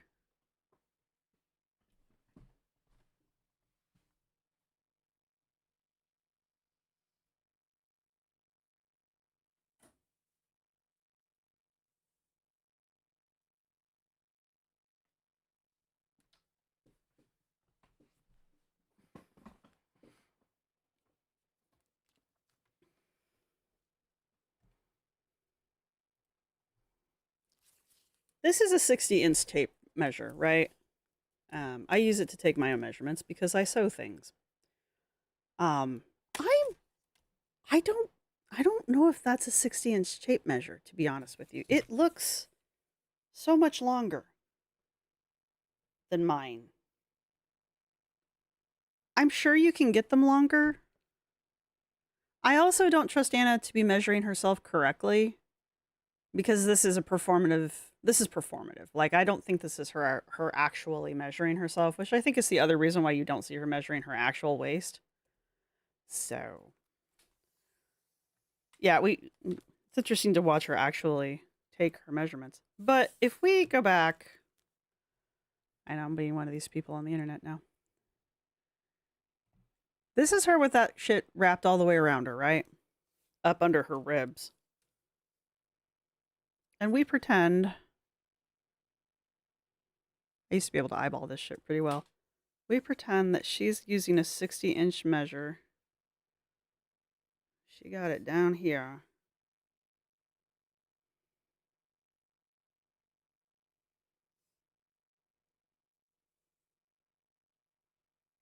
She's somewhere in the mid 40s. Mid 40s to the 50s inch waist. Yeah, as soon as my camera decides to catch up with me. All right.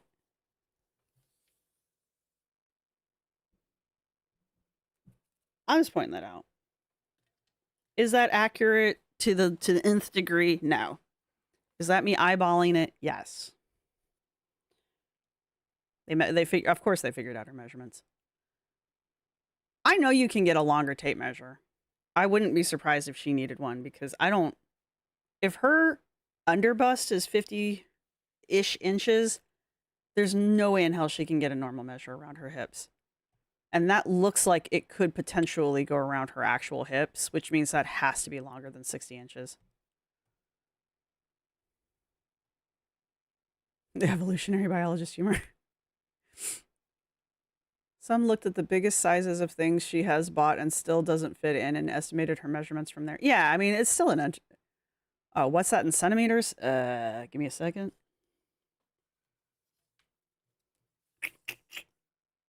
Somewhere between 127 centimeters. Here, I'll do this better. Somewhere between 114 centimeters and 127 centimeters. For those of you who aren't in the enlightened world of inches. Do we think her hips are larger than 60? I think they're pretty damn close. No, not inches, centimeters. 120 centimeters, not inches.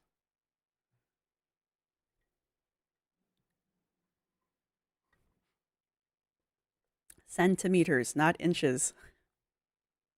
120 centimeters, not inches. Did I say inches? I'm so sorry. It's what you do with it that counts. That's true, Sparkle Fairy. That is true. Did I miss a good evolutionary biology joke? Yeah, she'll probably have to get a custom belt done, Winter Seas. Someone said it was around 44. I believe that. See, I eyeballed it. I was close. You tried to estimate when you got between 45 and 48 inches. Yeah. Right, she can't wear compression at the competition. She can't?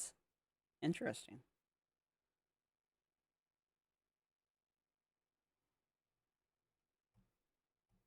I missed your comment.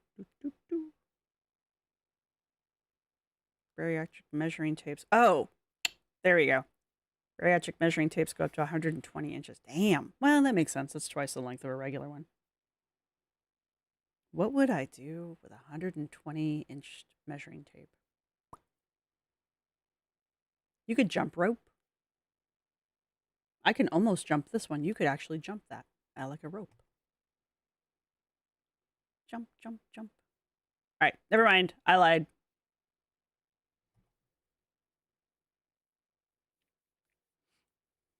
It's 12 feet. That makes sense. Quilting measurements, quilting tape measures go up to 120. Womp womp. Anyway, I wanted to look at that one, and then this looked interesting. Yeah. I mean, you guys know I'm on the Reddit, so I don't care about that part, but I'm being very bad about. This has a song going. She says, my body.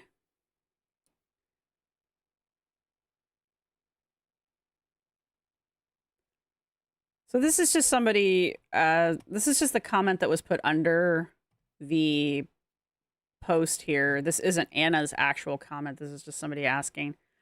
So I need to understand what her definition of loose skin is and why it's swelling. I found she identifies loose skin as fat that hangs off of her body, not skin that's lost its elasticity. This explains why her loose skin swells. She's referring to fat that hangs. She's not describing what loose skin actually is.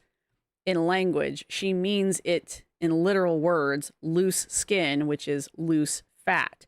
She doesn't understand fat hangs. She believes that it's there due to weight loss. ultimately, based on how she writes and understands things, she could be possibly dealing with a. Okay, we're not going to go there. She uses her lack of understanding to gaslight others. I believe that. When she speaks, she's not speaking the same language. It's her own language that needs to be decoded. I agree with that. I do think Anna tries to control the conversation by creating her own definition for things. And I think this concept that Anna is redefining loose skin as her hanging fat. Sees the Reddit thread. Oh, can you? Well, I've already doxed it at least once, so it's fine. Anna knows it exists anyway. I don't need to. I've just been doing it, so. Also, oh my god, the name. I'm not going to mention it out loud. Yeah, so fat that defies gravity, yes. But so all of this that's shimmying and shaking in Anna's world, this is loose skin. But this isn't the first time we've seen her claim this. There's a great post. It was before she started her surgeries. This is just there we go. Look at you reading my mind. This was before she started doing her surgeries, where she was talking about, well, you can see it here. Yes, I have loose skin. Yes, along with my lipedema. That was actually the post. This I forgot. I have this in a couple videos. And I think Weird Wicked Wednesday used it in one of theirs, arguing about Anna's weird adult fun time content that she makes. This was Anna claiming, when you watch this, Anna's the one that put it in slow motion, by the way. Excuse me. Anna did that. That's Anna doing it. That's not somebody else editing this. That's Anna. Anna's claiming that everything that you see shimmying here as she runs slowly towards you like a golden retriever in the wind, that's loose skin. So, again, anything that shimmies is loose skin. It's not fat. So, was there something else on here? That's just Anna working out. I don't care about that. The glitter fly is watch how she runs in slow motion. Yeah. This was quite the post for a while, because it was just very strange to watch. It's hypnotic is what it is. But this was prior to all of her surgeries. Do you really notice a difference? It's kind of the thing. She 100% caters to a certain community. I'm not disagreeing. I don't know 100%, but I'm not disagreeing. I don't think anybody's 100% of a bell end.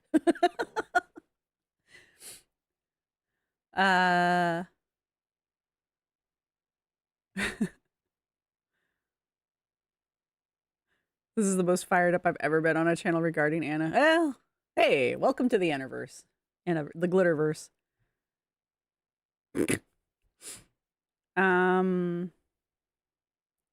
Hey, you're back. You're back just in time. We need My Body is Changing. I need a clip of Lindsay saying, my body. I just need her saying that. My body. Hannah says, I've been using 120-inch measuring tape, and it's so annoying to deal with the extra length. That's only funny because of what we were talking about. When I'm trying to measure myself, I don't even know they made 60-inch. Oh, really? I'd say go to Joann Fabrics and buy yourself one, because they're like $1, but there's no Joann Fabrics anymore, so I don't know. Sorry. We do need a My Body is Changing song. I'll tell are you exhausted to get on that? Chop chop. Make me a song. If she were more overt like the other girls, it would be easier to agree. Yeah, that's the thing. Like, my body. Yeah. Yeah, R.I.P. Joanne's. All right, so that's the Anna stories that we've been up to lately. So Anna is apparently her argument that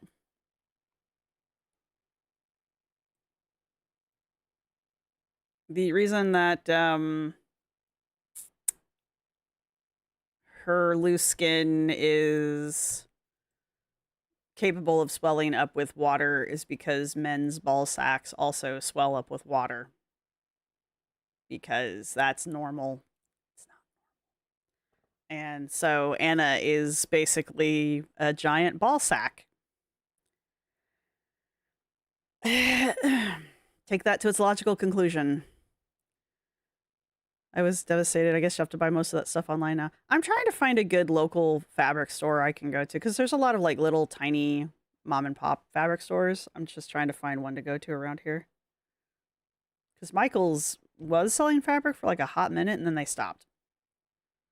Balls are a gathering point for gravity. Balls are also like, right, exactly. If they swell, go to the ER. Which is what everybody tells her when she talks about her swelling. Go to the ER. So, Michael's is positioning itself as a local sewing center now. See, mine had bolts of fabric for like a hot minute, and you could take them up to the framing department and get them cut. They didn't have a lot, but they had a decent selection. They had patterns. And they had it for like all of 2 weeks. Like they put it all in for 2 weeks. And I was like, okay, well, I mean, it sucks that Joann's is closing, but at least Michael's will have things, you know, they'll have the basics. So if I need fabric or if I need a pattern, I can just pop in and grab it. Or any of like the sewing notions, which is usually what you need, you know, machine needles or, you know, measuring tapes, that kind of stuff. And then I went in there, I want to say a few months ago, I went in there because I actually wanted to go look at fabric and there was nothing. They'd taken it all out again. And I was just like, well, okay, well, that sucks. But they do sell like fat quarters and that kind of stuff for quilting, but they don't sell fabric to cut that you could make like costumes or clothing out of. At cutting fabric, so just a heads up. Oh, really? Michael's online sucks at cutting fabric. Ordered and wanted continuous yardage, but they cut it up. Ooh. Why would you cut it up? Why? If I order, so they ordered like multiple yards of fabric and they cut it into like singular yards or something? That's dumb. Why would you do that? That's, anyway. Good job, Michaels. New Orleans, we have several local fabric stores in New Orleans, but they all seem to be either quilting or upholstery. Yeah, there's one shop down the road here. Well, it's in technically 2 neighborhoods down the road, but they seem to mostly be quilting, which isn't bad if you're a quilter, but I'm looking for like clothing and costuming stuff. Jessie B, you said yours has bolts. Maybe it's mine then. I mean, there is a reason why Joann's died. So they would tell the ball sack analogy to her ER doctor when she attends for the bolt. Yeah, exactly. It's fine, doc. I'm a ball sack. So, all right. Well, let's see. That's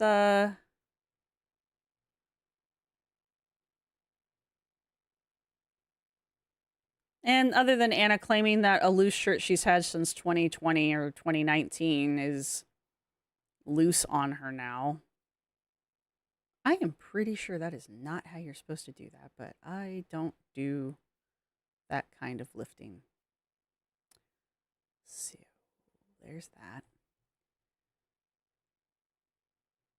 Anyway, Anna pretending like that spiral tie-dye shirt of hers is loose on her now. It's always been loose on her.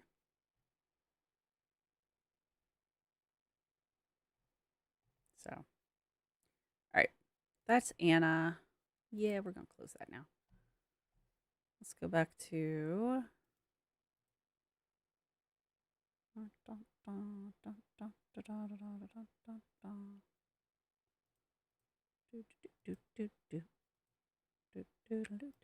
there we are. Ooh, my ear itches. Ooh, my ear itches. It's inside my ear. There we go. That's better. It's not, but I'm going to tell myself it is. All right. So back to Amber, I guess. Michael's is expanding their fabric. That's nice. Well, maybe I'll get lucky. Am I on? I am. Okay. They were bought out by one of those investment groups. Yeah, I don't know exactly what happened to Joann's. Honestly, they were going out of business, and then they weren't going out of business, and they went out of business, and they didn't go out of business, and now they're definitely out of business. Oh, I didn't even think about that, Brioche. If you have a college, university, or larger city, the fabric stores are likely to have that. Yeah, that's a good point. I could get closer. I think there's a couple fabric stores downtown. I don't want to go downtown, but if I have to, I will. The other people I've chatted with on Ravelry and Crochet are pretty sure Joann went bankrupt and closed due to an unwise decision to get into seasonal home decor. I don't think that was it. I think there were a lot of things going on in the background. I don't know. I don't pretend to know. I didn't look into it. I just know they closed. And what else did I say? Oh, I wanted to show you guys what I got at the con. I didn't get a lot. And you're not going to be able to see these. So you're just going to have to trust me on this one. What have I got all over my hands? Great. But my friend actually got this. I went with a friend to the convention. And now I can't open things because I have fake nails on. You're really not going to be able to see these, which is such a pity. Maybe I'll take a picture and try to put it up on the Instagram. But, of course, I bought dice. Can you see? You cannot even remotely see this. They have... Okay, so you can see the little pink thing inside here, right? It's a Patrick Star. I have a whole set of dice that have little Patrick Stars inside them. And I'm not really even like a big SpongeBob fan, but I just thought that was too cute. That's not even helping. Can you see it in the D6? I can see it in the D6.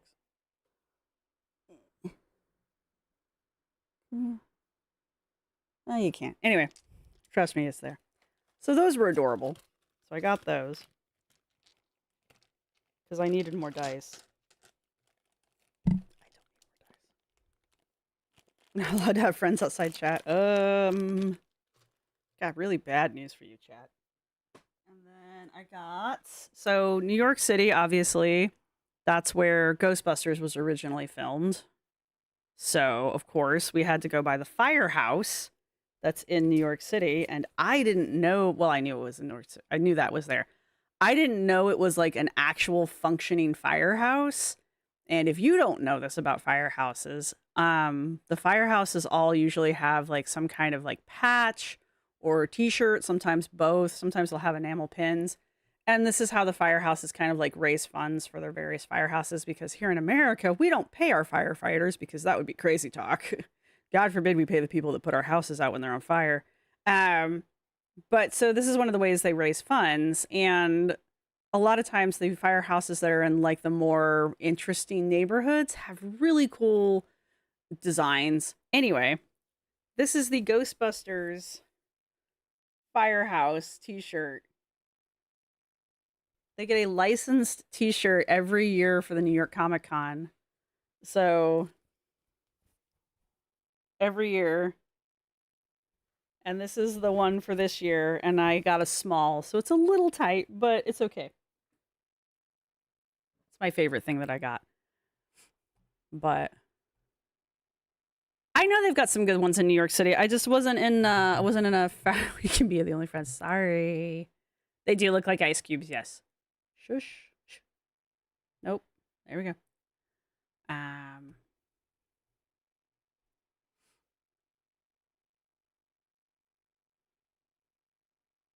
Yes, I'm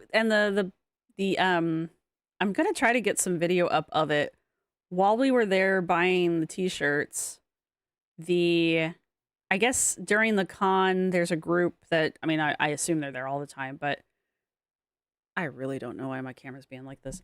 During the con, there's a group that comes by and they do a Ghostbusters tour of New York. And I'm assuming they just go to all the like the movie locations, but they do the tour inside a Chrysler, a Chevrolet Hearst that they've decked out to look like the Ecto one. It's amazing. And while we were getting our shirts there, it had pulled up. So I got some really great footage of the Ecto one out in front of the Ghostbusters house, firehouse. So that was a lot of fun. So oh,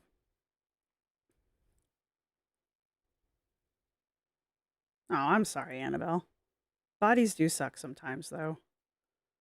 It's okay. Gotten into crochet. I can't crochet. I can knit, but I can't crochet. And then the last thing I got was this really cool. It's supposed to be a dice tray, but I've already started getting it dirty. You can see the little runic pattern inside of it. It's perfect for rune casts. One of the reasons why I kind of stopped doing them on the channel a long time ago was because I didn't really have a good setup for doing the castings. But they're all nice and contained in here. So, and there's one of my hairs. I'm going bald. So, I think this will be a lot nicer for casts, for doing rune casts and stuff, because they'll stay in one spot and they don't go very far. And there's this nice design on here. Anyway, I liked it. So this was my other purchase. And that's it. That's all I got. I bought this, a t-shirt, and my friend won some dice. And I did get to see, I didn't get to see Frank Miller because he's a freaking weirdo, but in the most delightful way, I guess. But I didn't get to see him. And I did get to see one of my other favorite comic book artists. So I did at least get to see that. So you're a native gardener. I can't pick up another expensive hobby. Excuse me. Let's see. A little behind and just started to catch up, but I use a size small lifting belt on the last hole, and my waist is currently 27.25. I think the biggest I've seen is a 48. Oh, so she could just barely fit. I did not go get bagels. I ate I went to a conveyor belt sushi place, though. That was fun. What else did I do? I did a lot of really cool stuff. Mostly it was the con stuff, though. We went to see the, the costume contest on Saturday night. We went to go see that. There were some really great costumes there. And the 3 people that won first, second, and third place, like, their costumes were great. They'd had really great costumes. So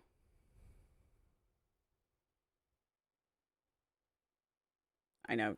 I'm going to try to get pictures up of everything for you guys. And I wanted to put some little videos up. And I had a video of this guy who was dressed up in like a Mayan, like a traditional Mayan costume. And he was playing panpipes in the subway. And he was playing The Sounds of Silence. And it was really great. And I put the video up and it got copyright hit so hard that they blocked it. So I can't share that with you. So I'm going to figure out if I can take like a 30-second clip out of it or something. Maybe the video was just too, because it was like a minute and some change. But it was a really cool performance, and I love The Sounds of Silence. So I don't know. I don't know why it got copyright hit. Excuse me. But it didn't affect the channel. They just won't let me show it to anybody. But and okay. You wish you lived close enough to New York City to visit? It's yeah, I mean, I'm basically a train ride away. It was only like an hour and a half on the train to get up there. So it was just kind of nice. I leave you with this face. There was one other thing I wanted to talk about with Amber. And she might go into it. I haven't watched Rachel's video yet. That's perfect. This arrogant fucking face right here. Absolutely perfect. What I wanted to talk about with Amber's journals, I have listened to her read her journal entries about her time with Tommy or with Emily, jumping back into the Amberverse. And they sound funny because we've heard her read her journal entries in the past to prove things to us, even though journal entries do not hold up in any form as evidence in any form, in anything. And we've told Amber that before, but she insists that her journal entries are somehow relevant as evidence of things. And so we've heard her read her journal entries from the time she was with Beck. And I think she's read journal entries from when she was with Wifey. And then she reads these journal entries from supposedly when she was with Tommy.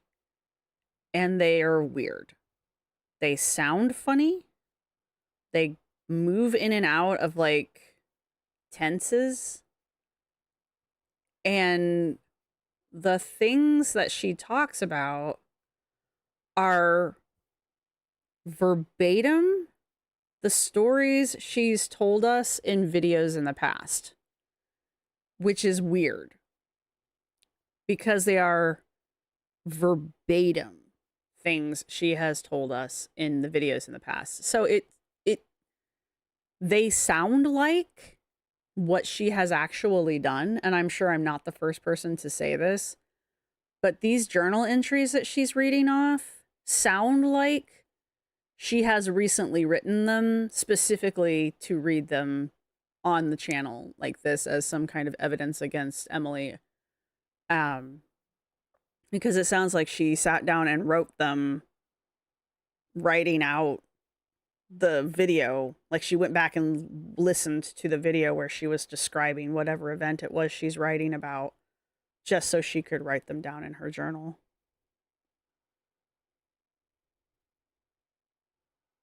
Winter C says, where's the manic entry about Rarity missing? I think she'd read it. Yeah, copyright claims are... I don't even know why the thing got copywritten claimed, because it was a guy playing a pan flute in the subway in New York City. I'm not trying to slam the guy. I mean, he was really good, which is why I wanted to share it with you. But I guess he's got a right to copyright his stuff. But I'm assuming he's the one that copywrote it. I hope he was, because if it's somebody else, and that's a dick move. Yeah, okay. She's gonna go into it here about the journal entries. Stop it, YouTube. I literally want that screen. Something she did back when Beck did their expose. No. Yeah, okay. Why? I forgot she did this dumb shit where she took a picture of a picture. Anyway. And then we get the choosy. What are we doing here? What's that journal, isn't it? Is that what we're doing? We're trying to see which journal it is she picked? Yeah, it's that journal. I need to sit down and watch this. I don't want to watch it with you guys right now, though, because it's like 6.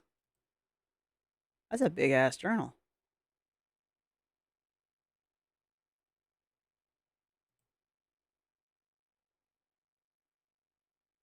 That's some crazy-ass handwriting, man.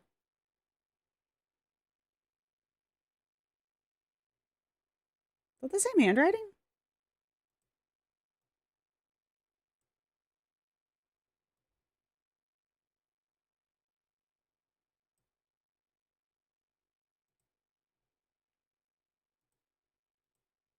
One that she wipes with a washcloth. Amber got on her live and showed us her journal, and you can... That's not even the same handwriting. What is that? 1411?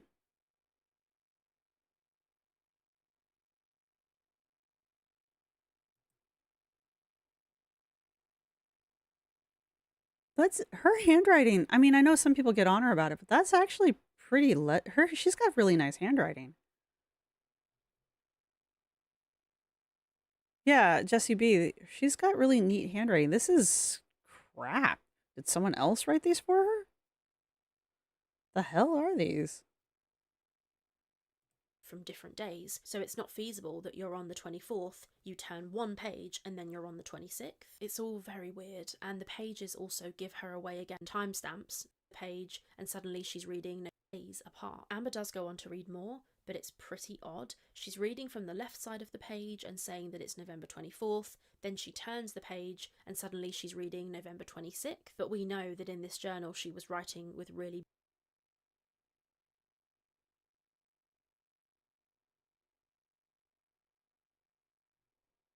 She timestamps it?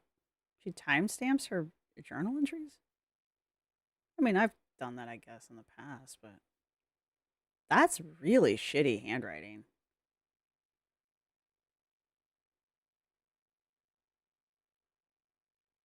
Wow. That's weird.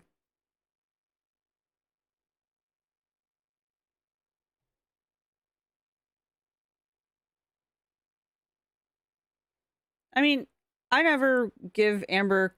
and showed us Yeah, that's like she writes in a straight line. Even is this unlined? her journal, and you can Yeah, that looks unlined. She writes in a straight line, even on unlined paper. So her handwriting's fairly neat.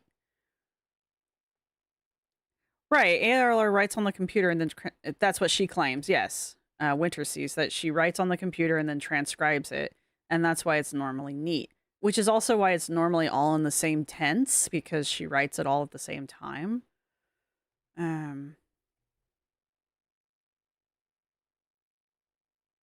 Oh, interesting, sneakerhead. Survivors who keep a journal while abuse is happening can and are brought into evidence into court. Oh, all right. I'm not against it. I don't know why I would be against it, honestly. I mean,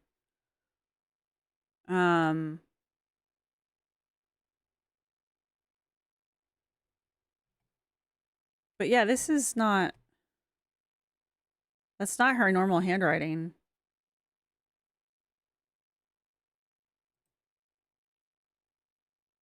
That face, man. That face is just like do my thing that I do. Yeah. Her smug face is just, it's so smug. She's just so smug. Like, this is lined. And she's all over, like, she's outside of the lines. She's taking up 2 lines in certain days, spots. so it's not feasible that you're on the 24th, you turn one page, and then you're on the 26th. So it's not feasible that you're on the 24th, you turn this journal, but it Amber argue some and I want a better picture. Is there a better picture? She only Gave it show Things when everything hit the fan. and now I just wanted a better picture of the actual page. Because, like, the thing is that in her initial crash out, she did mention this, but she said that it happened on November 17th. This exact story was told in her first crash out, but it was ascribed to the night that Rarity went missing, the 17th. Amber makes it very clear that this whole seeing Emily's Tumblr story and realising who Andrea was from different... yeah, see, this looks lined. I mean, I can even see the lines from here. And she's, like, above the line here. She's bleeding into the lines. I'm sorry about the skipping with the video, guys. I really am going to try to figure it out. This is, like, all tangled up in here. I've never seen her do this. I don't know. Maybe this is why she transcribes things first. Like, this is scribbled out.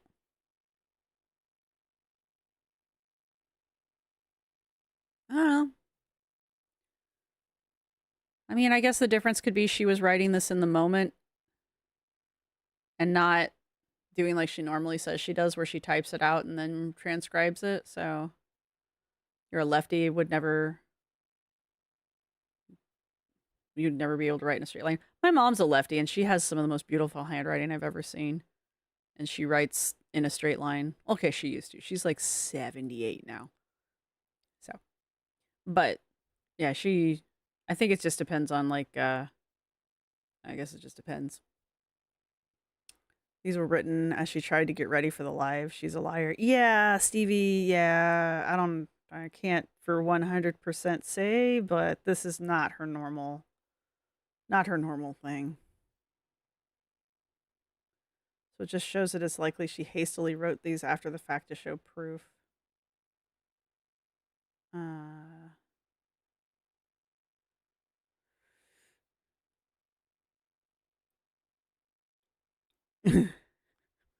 Hello, Technicolor. Typing, then writing your journal is some peak unemployed behavior. Yeah, well, she's been called out on that more than once, so.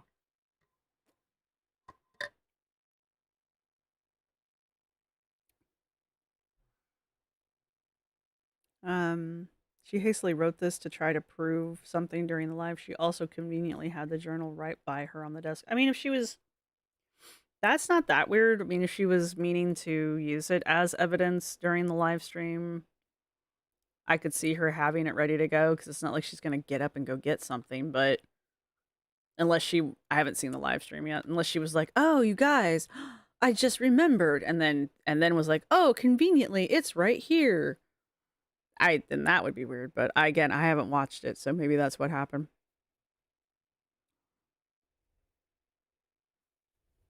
But I mean, if she had always meant to show these journal entries, like, she could have just had it sitting there ready to go. So I gotta find some stuff to stick on this hat, y'all. But she acts like she just found it. Oh, okay. Well, then yes, that is odd. But again, we know Amber's not the best actress, even though she thinks she is.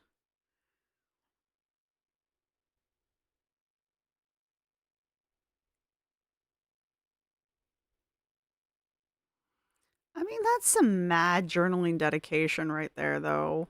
Because I journal, and I'm not saying I'm like the world's greatest journalist, but like, anyway, my point is, I don't typically journal this stuff. Like, I don't know.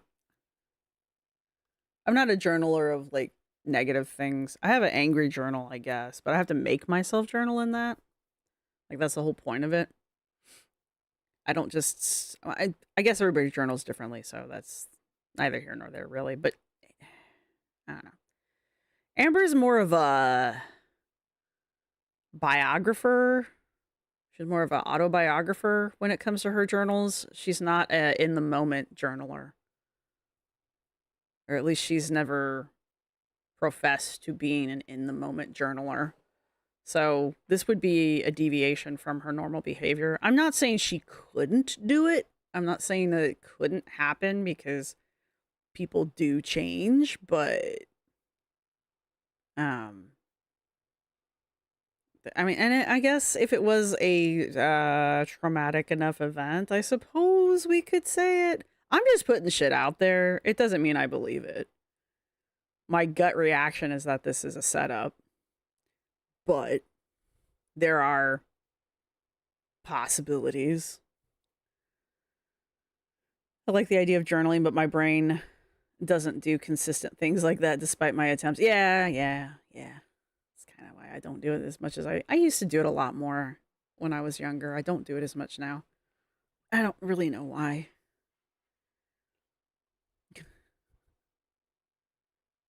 Yeah, and that's the other thing, Winter Seas. Not only could you not read it because of the swear word, but it's private. Amber's journals aren't private. They never have been.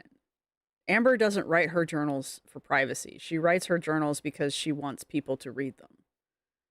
That in my mind is why she types them out first, or claims that she types them out first and then transcribes them, because these aren't journals. These are rough drafts of Amber's autobiography. she really does honestly think at some point people are going to sit down and read these, and they're going to be engrossed in the life that is Amber Lynn, right? They're gonna read this autobiography of Amber Lynn like they read the autobiography of like famous people, you know? And I don't know, maybe she's right. Maybe at some point we will all be reading the umpteen million journals of Amber Lynn Reid. But this is not normal behavior for her. Keep watching, Pookie is a liar. No. The hell you say, Stevie.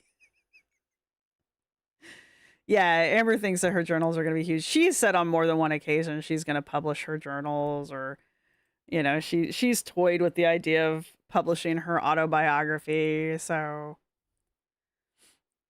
yes, Winter Seas. These are not written for Amber. These are written for an audience. They've always have been in the past.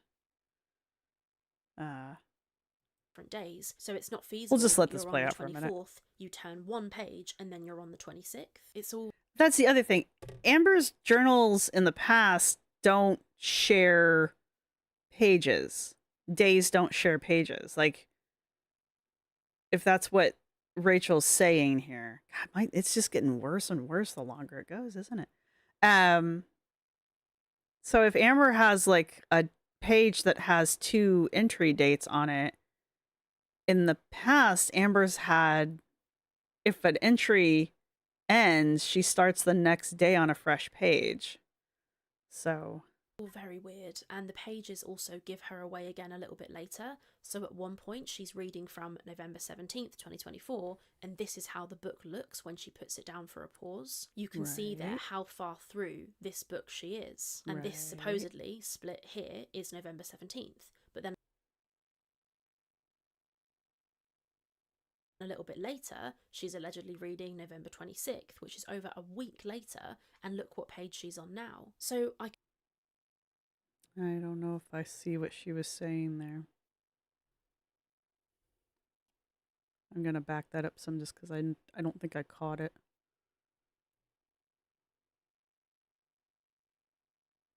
Okay.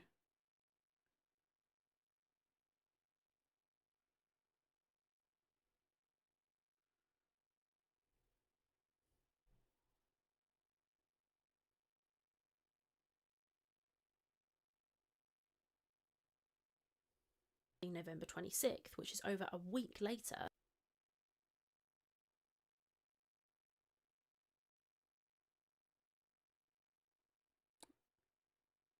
I don't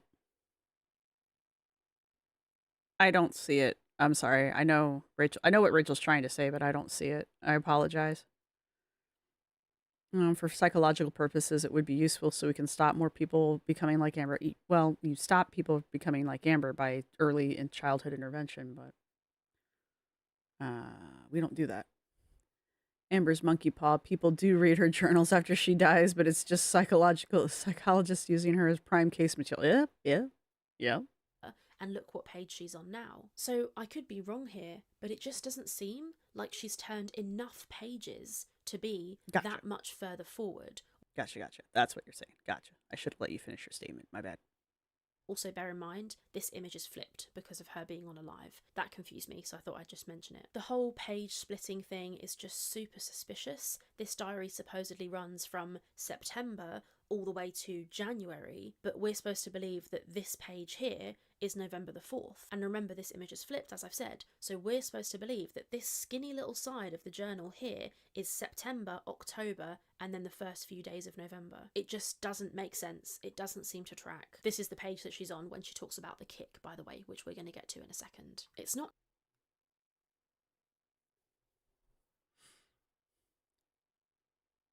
I have to watch the whole video, so don't come for me. But is Amber claiming that she journaled every day? I know she does. But she has said recently that she's kind of fallen off the journaling kick. I do remember her saying that in a past vlog. So is it possible that there's that big of a gap without that large of a page shift because she just didn't journal. I'm just throwing shit out there, guys. Yeah, we won't do that in the US. Exactly, Stevie. That would be a simple breezy. That would be an easy-ish solve.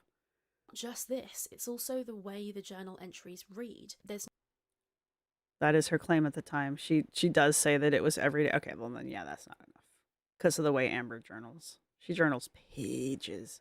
She's even said that. Like, these are things that Amber has said. no introspection. I'm which not we making have shit seen up. in the Beck journal entries. What she's written reads to me like a police report, like a blow by blow. It's I did X, I said X, Emily said X. It doesn't read like a normal diary entry. It reads like somebody who is trying to state their case. Now, Yeah. In all fairness, Amber's journals usually kind of read that way, but they're more in the moment, I guess, is where I'm kind of going with that. This, when I heard the parts that she was reading off in a different video, when I heard the part, I think it was, I don't remember. I think it was the live.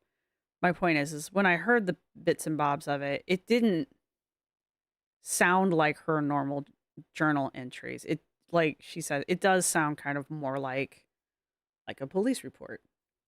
Now, although there are some very interesting things present in the actual content of these journal entries, the messed up dates for a start, which we've covered, there's also something conspicuously missing, which is the alleged kick, or technically the alleged kicks, because Amber claims that she was kicked twice. When I went to go walk into the bathroom, she kicked me. She kicked me really hard in my stomach.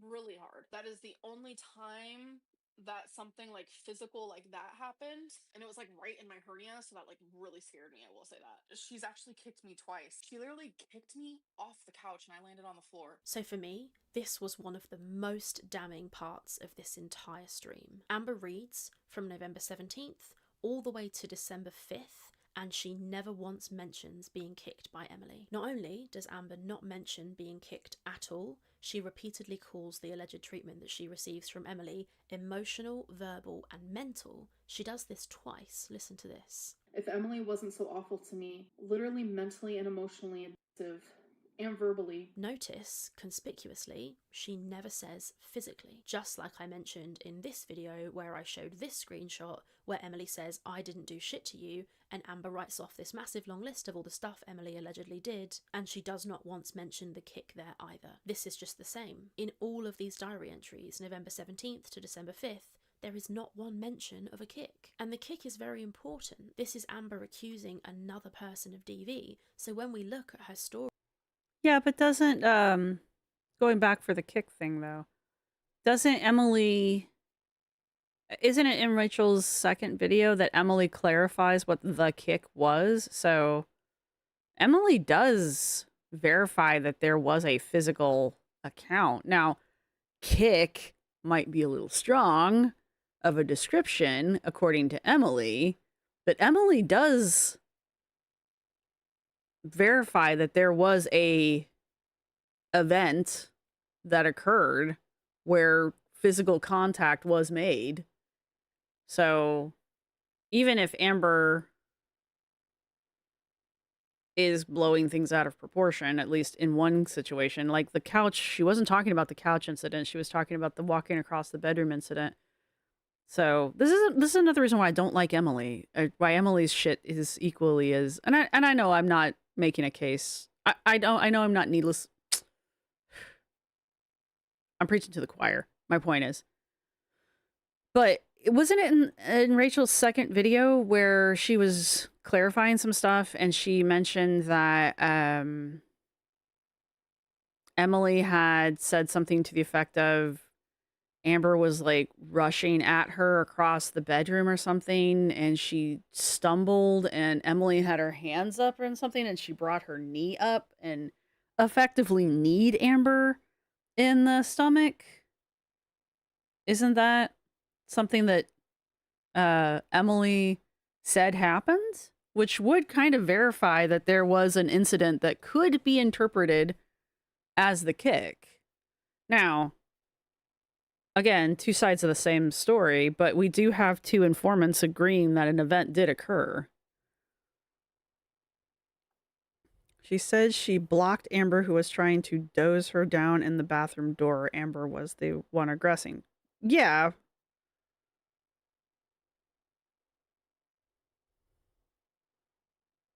So, but my point being that there is an event that occurred that both of them agree happened.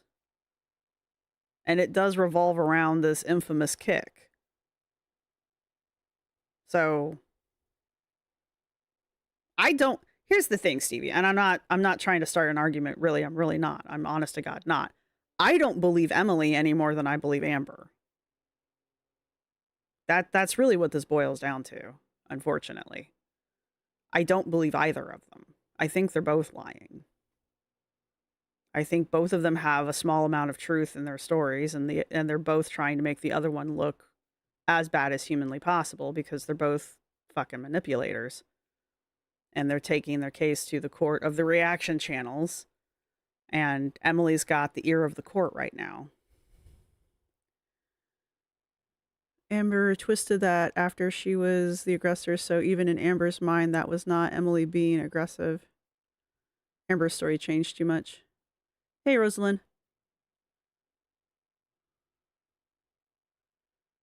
She says she blocked Amber, who was trying to doze her down in the bathroom door. Amber was the one aggressing.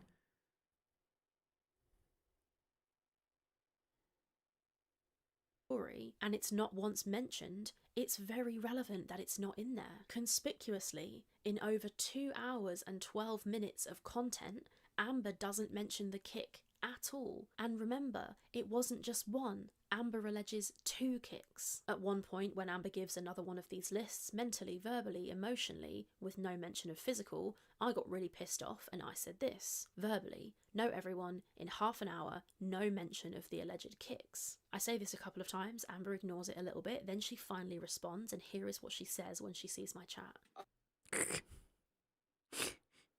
Oh, I'm sure it's going to be precious. Oh, you want me to talk about the kick? When she kicked me? Oh, we can do that, honey. Rachel, we could do that. Cool. We can do that, honey.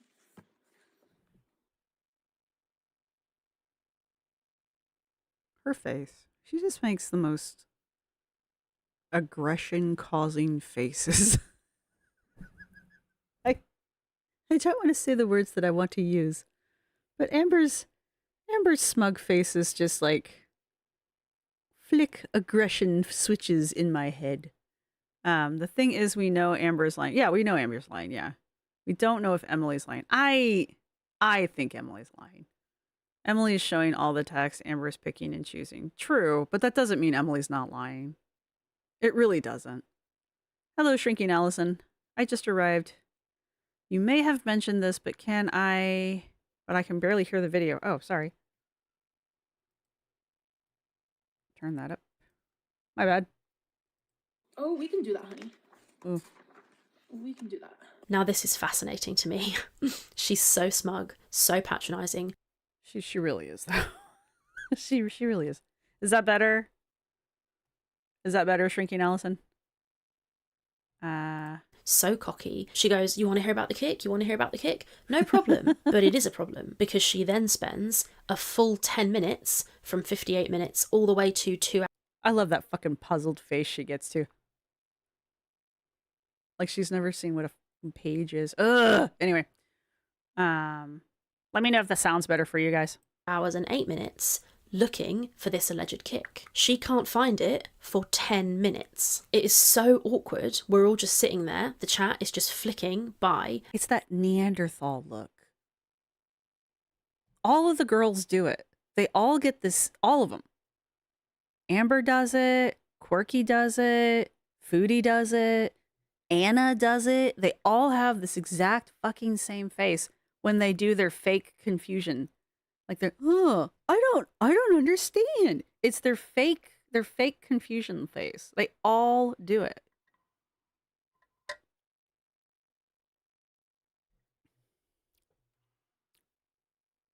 Sorry. Emily's a feeder that is toxic. Amber's the one who made it physical. Yeah, I mean, I'm not saying Amber's not physical. I'm not saying that. I'm really not. I just don't believe Emily. I just don't. It is their liar face. This is definitely one of their liar faces, and they all have it. They all do the same freaking face. All of them. All of them. I'm sure if I watched Alexandra close enough, she would make the same damn face. Yeah, I know. It's kind of a slander of Neanderthals, unfortunately. I just don't have a better way of describing it. They get that, they bring their eyebrows down, and they pronounce their frontal brow real hard, and I don't know how to describe it better. It is an overreaction, yeah. They're like really projecting that they're confused. The Australopithecus discovers written lines. What is this writing of you speak? I think about how violent and how much of a bully Amber was with Beck. Yes. Now imagine that against someone who stood up to her. Yeah. But also remember, Emily's the face. Yeah. Emily's more than capable of fighting back. And there's no reason to believe she didn't. So I don't know. Also, Emily's way too fucking vindictive for me. This is a little too vindictive for me. Yes, Encino Man. I don't trust Emily. I don't trust Emily's motives. I don't trust Emily's methods. I don't trust any of this, and it just makes me question every fucking thing Emily does. I'm an incredibly cynical, skeptical person, and this just hits all of my red flags. I don't view Emily the same way that a lot of people in the community are viewing her, and I'm not gonna. I can't. She pursued Amber, knowing what Amber's like. She courted Amber, knowing what Amber's like. She continued to date Amber after all of this. You know, I'm sorry. I'm sorry, I just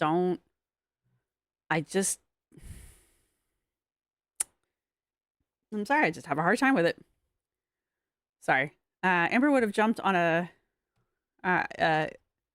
Amber would have... This is its complicated IDK. Amber would have jumped as a chance to tell us she was being physically abused the second Emily made her mad the first time it happened. Yeah. Yeah. Yeah. Yeah. That is true, Banana Wizard. That is true. Reactivating ancestor DNA is so fetch right now. Stop trying to make fetch happen. It's like willingly wanting to wrestle a bear for fun and then being surprised to get mauled. It kinda is. It's a little bit. What kind of person would get involved with Amber? I'm not saying Emily is anything but toxic. I think she thought she could control Amber. Amber got out of her control. Maybe. I still don't understand Emily's motivation dating Amber in the first place, so possibly. Because I never understand any of these people's reasons for dating. I still don't understand why Wifey dated Amber. Because Wifey was watching reaction channels, and Wifey knew who Amber was when they got together, so that one still kind of baffles me. So, you know. And like I said, and like, you know, Stevie was pointing out, we know Amber got physical with Wifey. So Amber's got a history. I mean, there is no doubt that Amber does get physical with her partners. So. And I don't put it past Amber to be like making shit up. I really don't. To kind of make Emily look worse, because I really truly think they're both trying to make each other look as bad as possible. And Amber's like, the community doesn't like it when we're physical with each other, so I'm going to make Emily sound like she was physical with me. And that's where the kicks have come up.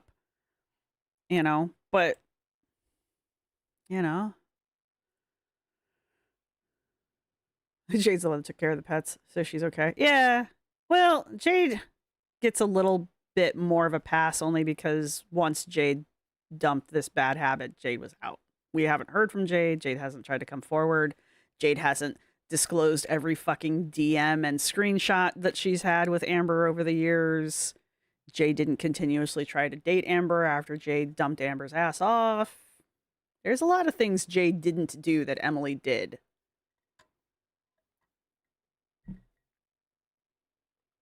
I think Wifey really thought she could save Amber. I know a lot of people think that. I don't know.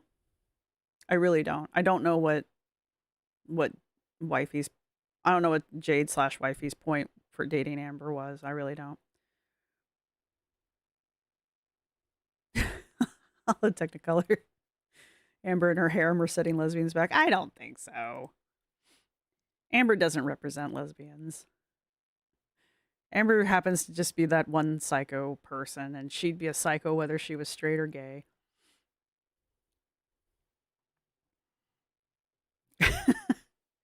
You think Amber would? You think even if Amber signed an NDA, do you think she'd actually stay quiet about it though? Like that's my one thing. Like I don't know if an NDA would keep her silent, but I don't know. Maybe.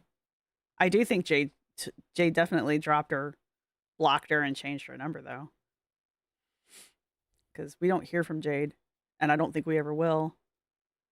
And Amber doesn't talk about texting Jade anymore either. Like she still has contact with the other exes. I think Emily thought Amber would be bedbound and incapacitated quicker and therefore controlled. Maybe. But I mean, just the language between Emily and Amber in general in their DMs, they don't make Emily look good. She uses real strong language with Amber. She uses abusive language towards Amber. I mean, it's not like it's a one-way street in those DMs. In the screenshots and stuff. So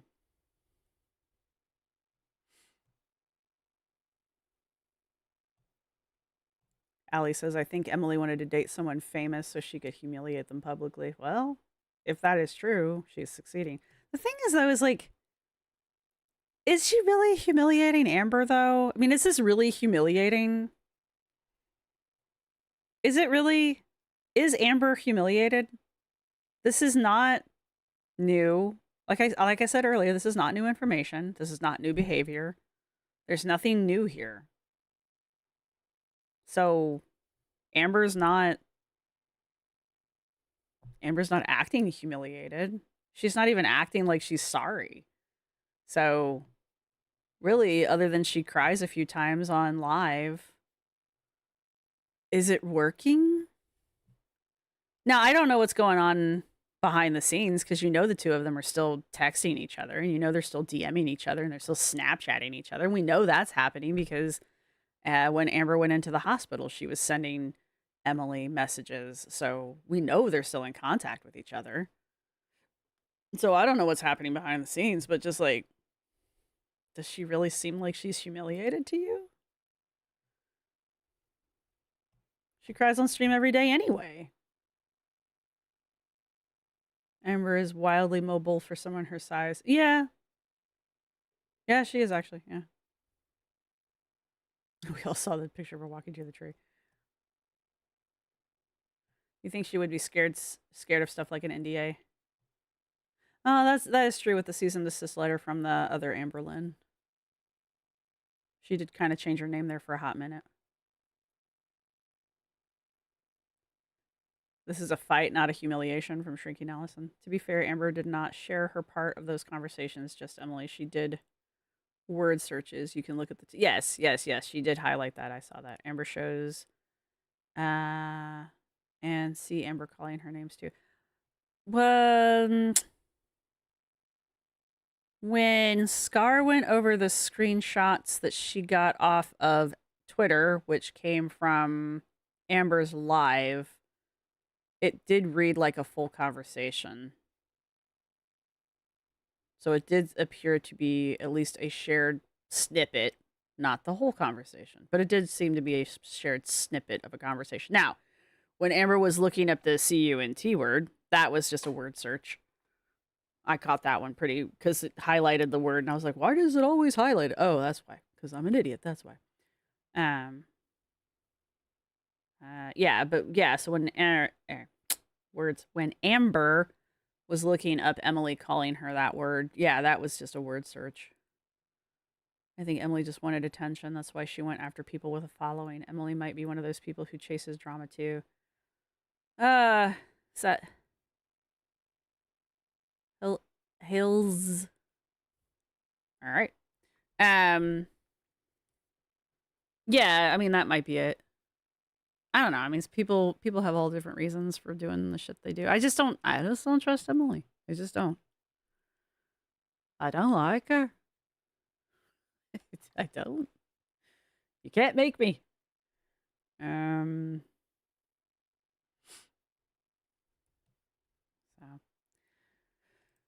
And she is just looking desperately for this kick. Also, now this is quite small, that when I brought up the kick and Amber responds, you'll notice in the clip that I just showed that Amber says the kick. So that face. Oh my dear Lord. Look at this. Huh. What page did I write that? No, it's not that. It's, did I forget to write an entry about that? That's what that face is. Right fucking there. singular, but we know And that's, oh shit, I forgot to write an entry about getting kicked. that she is alleged to. So was it one or was it two? And Amber doesn't specify which is which or which kick she's talking about. There are just so many issues with this. And this kick lie is one of the things that has really pissed me off. Amber tries to paint me in this live as some sort of DV apologist, which is genuinely laughable. I'll explain a little bit of that now. So I was really astonished that Amber could have so clearly remembered Emily kicking her as part of the physical altercation that happened on the 17th. What's an In her Emily? first live stream, Amber details it perfectly. She gives a full blow-by-blow of the whole evening, and the kick is a big part of that experience. And that's the night that Rarity went missing.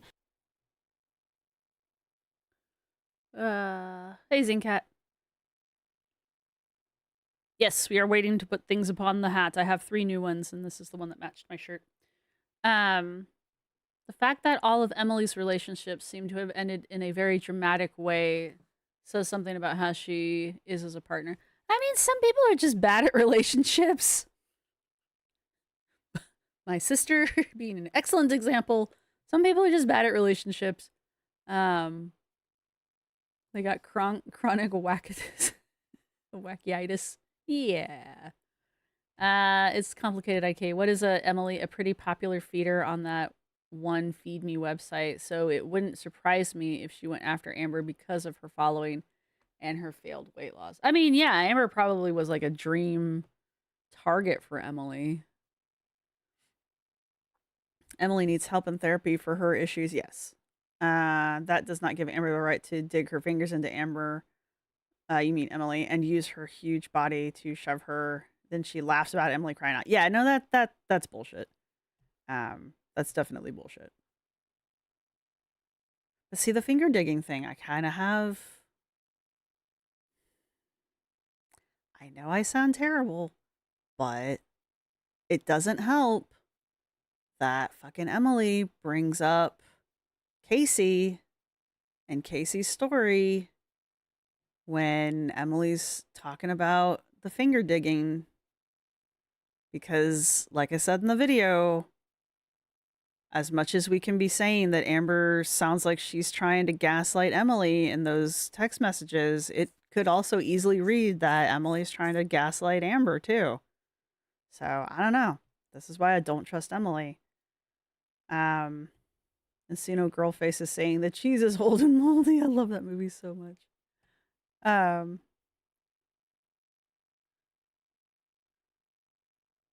Your text to Taco. Sorry, was that not what you meant to say? Yeah, Ezra, this is what happens when 2 toxic personalities try to out-text each other. It is complicated. It is complicated. Yeah. Emily did not tell us about the fingernail thing. Amber did. Yeah.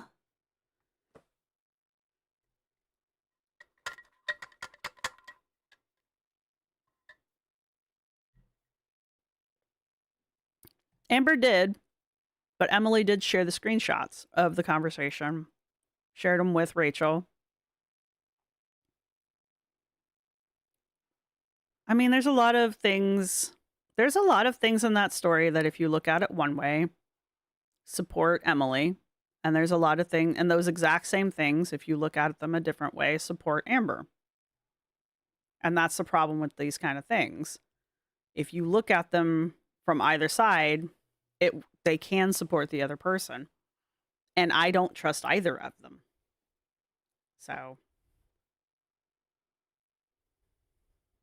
whatever Emily's dog name is. Yeah. I didn't realize Emily had so many animals. I didn't realize she had like what, 3 cats and 2 dogs? I thought she had a cat and a dog. Not that it matters so much, but it kind of does. It would kind of explain strange behavior with the cats. If there's like 3 cats and you bring 2 cats into a 3-cat territory, and you know, if one of the cats doesn't get along, that cat might feel the need to get away. I still don't think that's what happened, but it does add another layer of complication to the story. I still don't understand how the cat just vanished into thin air. I don't believe any of that shit, but you know. Hale says they're both untrustworthy narrators. It's just a little entertaining to watch them publicly air the mess. Yeah, it is. It is that. It is reality television at its finest. Amber's the one that showed the picture on a live. We have that picture of the bruises that would take a couple of hours to show up. Emily sent Amber a picture of the nail marks that drew a little blood. She went out to her truck and started watching Snowflake. She is hiding in her truck. I mean, that's what she says. We don't. Here's the thing, though, and I'm really not trying to fight. I'm really not. The problem is that's what Emily says.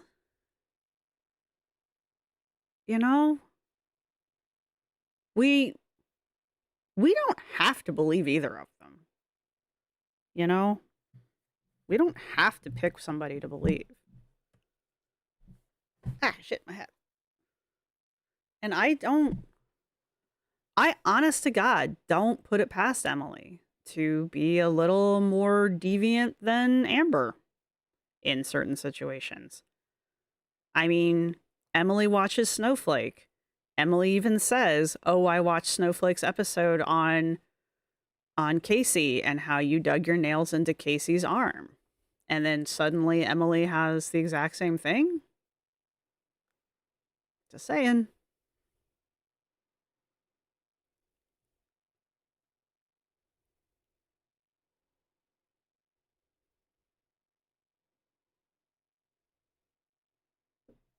The text only show us what... That's the thing with the text, though.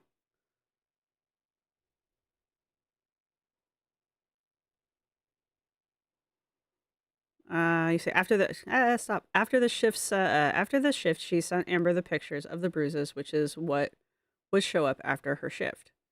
That's what the texts show, not what Emily says. But we really don't know the order of events. We really don't. We just have Emily saying, we have Emily setting up a scenario, right? Is what I'm saying.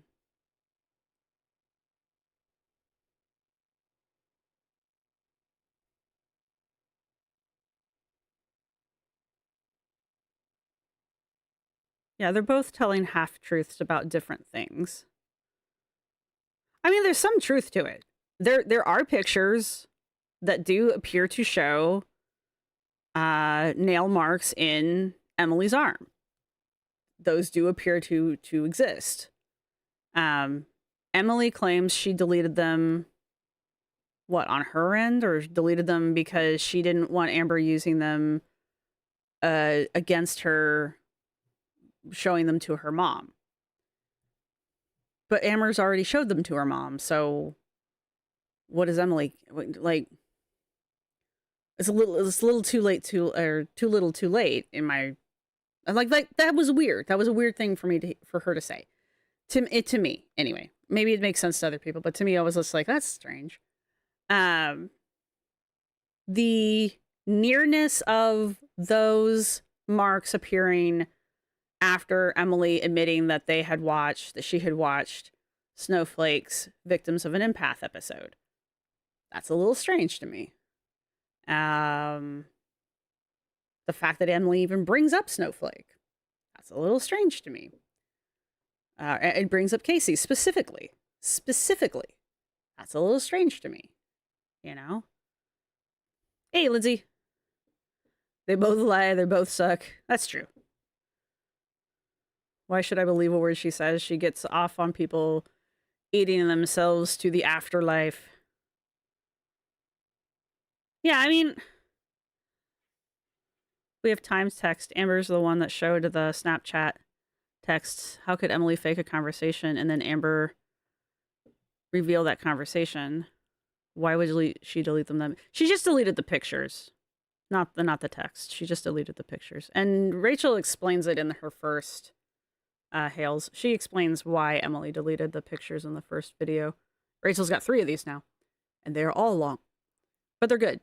I'm not knocking Rachel's videos. They're good they are good videos. So definitely go give those a watch because they explain things a lot better than I'm doing. But to the how could Emily fake a conversation and then Amber reveal that conversation? I mean, to really put a fine point on it, though, Stevie, that's exactly how gaslighting works. This is literal gaslighting. I mean, if that's really what's happening, this is literally how gaslighting works. And Emily's a psych nurse. I mean, I get why you're saying what you're saying, and I think you are valid in what you are saying. I'm just trying to explain to you why I don't believe any of it. I see red flags, you know?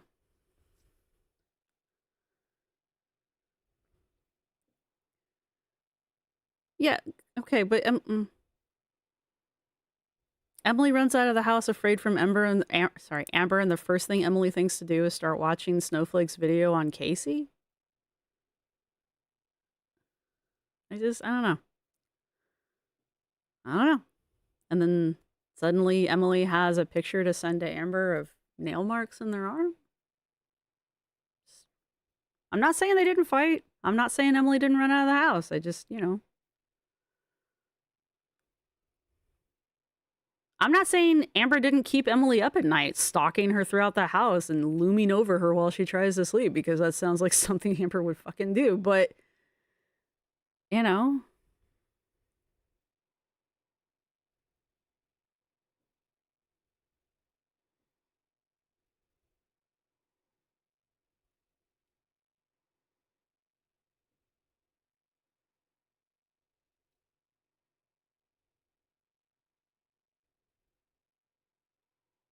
yeah, I mean, I just, right here, right now, it's okay if people don't agree with me, all right?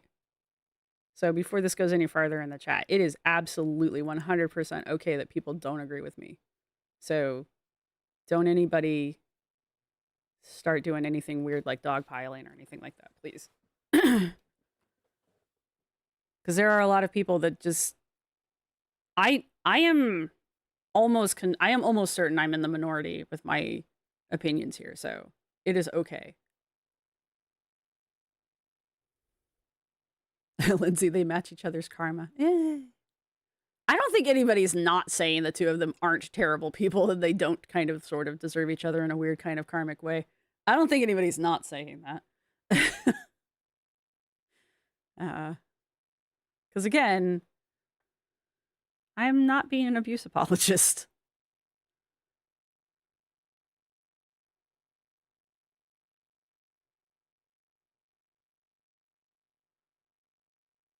See, this is why I didn't want to talk about it, because I knew that was going to be something people were going to accuse me of.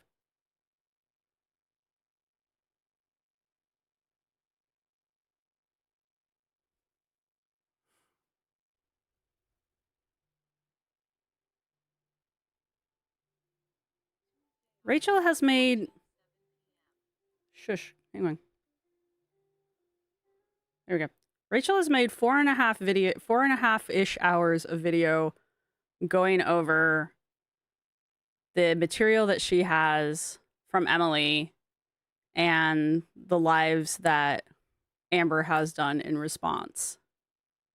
And I have gone out of my way to make it clear that I think Rachel has done an absolutely fantastic job with the material that she has and the way that she has presented it. All right. So there is no reason to come after me for that. And secondly, I think I've also laid out my case for why I think that there are red flags in Emily's story.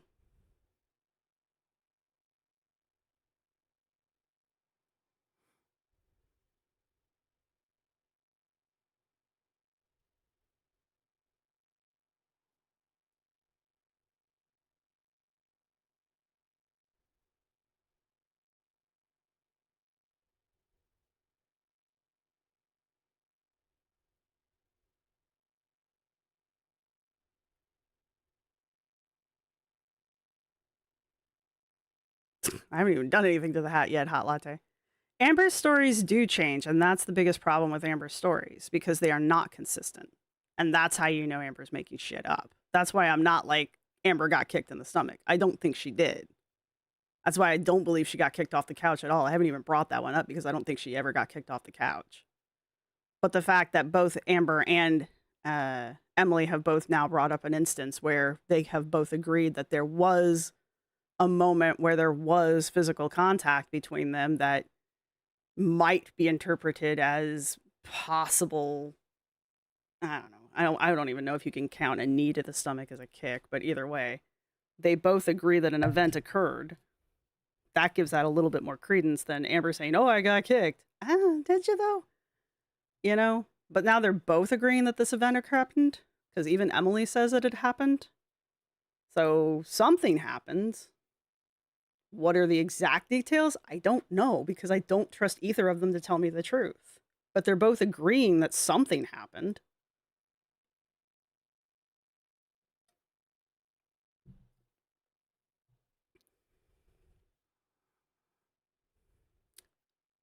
Yes, I'm going to decorate it later, hot latte. No, there are no bruises of them. There are no photos of bruises on Amber. Yeah, that's why I don't believe in the kick.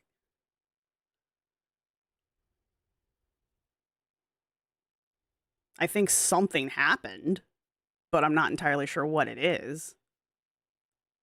And Amber shows us videos of herself going into the hospital for dumb shit. If she had a bruise, she'd sure as hell show us.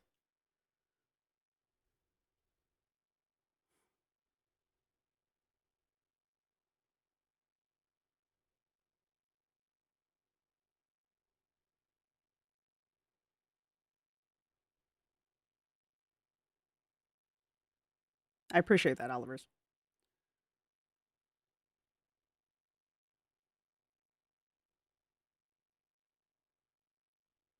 No, it wasn't, Stevie, and I've not said that at any point.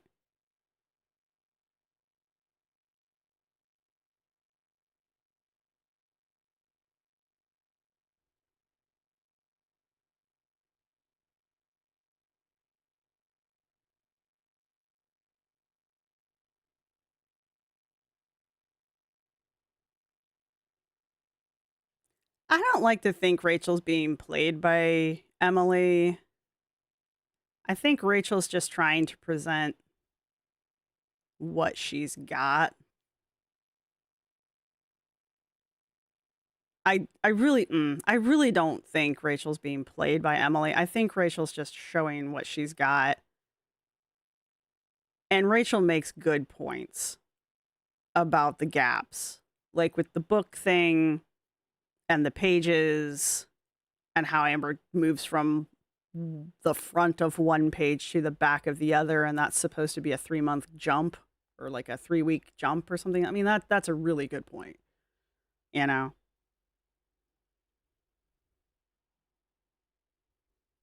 Yeah, and Hales. Amber has a very loose definition of attack and assault as well. So, exactly. But that's my thing. The two of them do agree that something occurred. And that there is really good evidence for me. As opposed to Amber being like, oh, I got kicked. Okay. You know, okay. Emily's got pictures of nail marks. What have you got? And I mean, I hate to be like that, but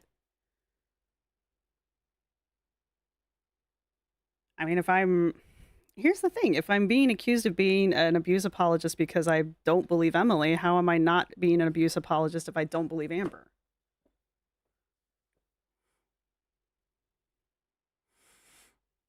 Oh God, my sister would start like the worst fucking fights with her ex.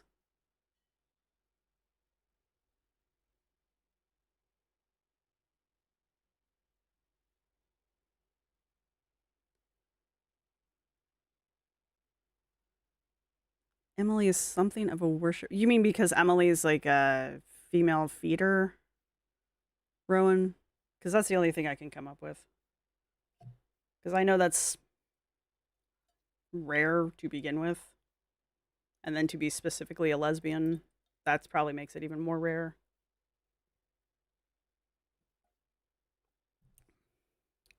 How common is that?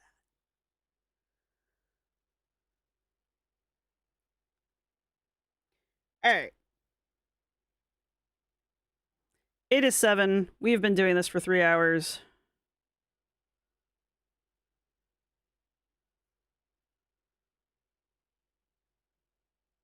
Yeah, sometimes we look at things with our own life experiences, and that's why we take, you know, the sides that we take. I mentioned that with Tammy, like why I don't necessarily fall on Tammy's side on everything, because she reminds me of people in my life. Though I still kind of wish she had gone through with that freaking court case. I really would have liked to have seen that go to court, but yeah, it's not going to happen apparently. Emily's a hot butch. Everyone is entitled to their opinion. Hollow Technicolor, yeah, a bit too strong accusations being used that unfortunately shut down conversations that can be meaningful. Manipulation is incredibly difficult to navigate with two unreliable parties. Yeah, it is rough. She is still doing the case. Good. I want to see this case go to court. I want to see it go to court. I want Hecticana to sit in the damn courtroom. I want this to happen. All right. Anyway, we really are at 3 hours. It is 7 o'clock. My cats are going to start pestering me for dinner. I am tired of watching my camera glitch. Are you guys noticing it? Or is it just me? Oof. An Onision moment. Oof. Oof. Oh, yeah. Well, yeah, in the court. Oh, my God. Can you imagine? I completely forgot about Onision going to court. Oh, my God. Can you imagine? Rowan, everyone's entitled to their opinion. We're gonna leave it there. Oh my God, the poor judge on that case. That person, that judge has no idea what they're getting into. That's gonna be a case they're gonna talk about for a few weeks. I think we have two. Yeah, we have two narcissists fight. I don't usually do that, but yeah, we'd have two very self-centered people fighting here. It is being done. Yeah, well, I'm very sorry about that, you guys. I'm gonna figure out why, because this is a brand new camera. It shouldn't be doing this. So anyway. Oh, cool. Oliver's. Well, can you imagine that courtroom being packed with people from the Amberverse wanting to see this freaking court case? If I lived closer.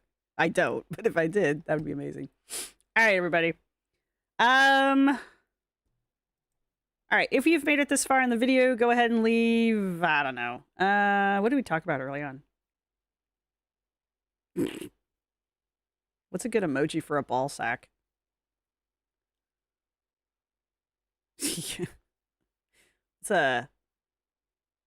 It's not glitching for you.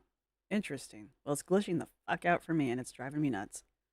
There you go. Leave nuts. Leave nuts down the comment section. There you go. For Anna and her ball sack skin.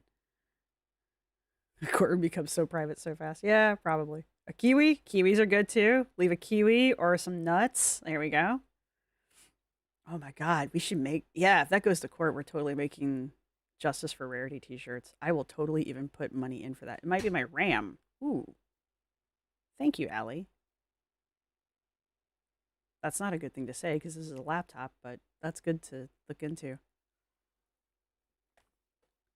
Who knocked you down? Hallowed Technicolor knocked you down, Rowan. Sorry. And yeah, go ahead, leave Deets nuts. Wah, wah.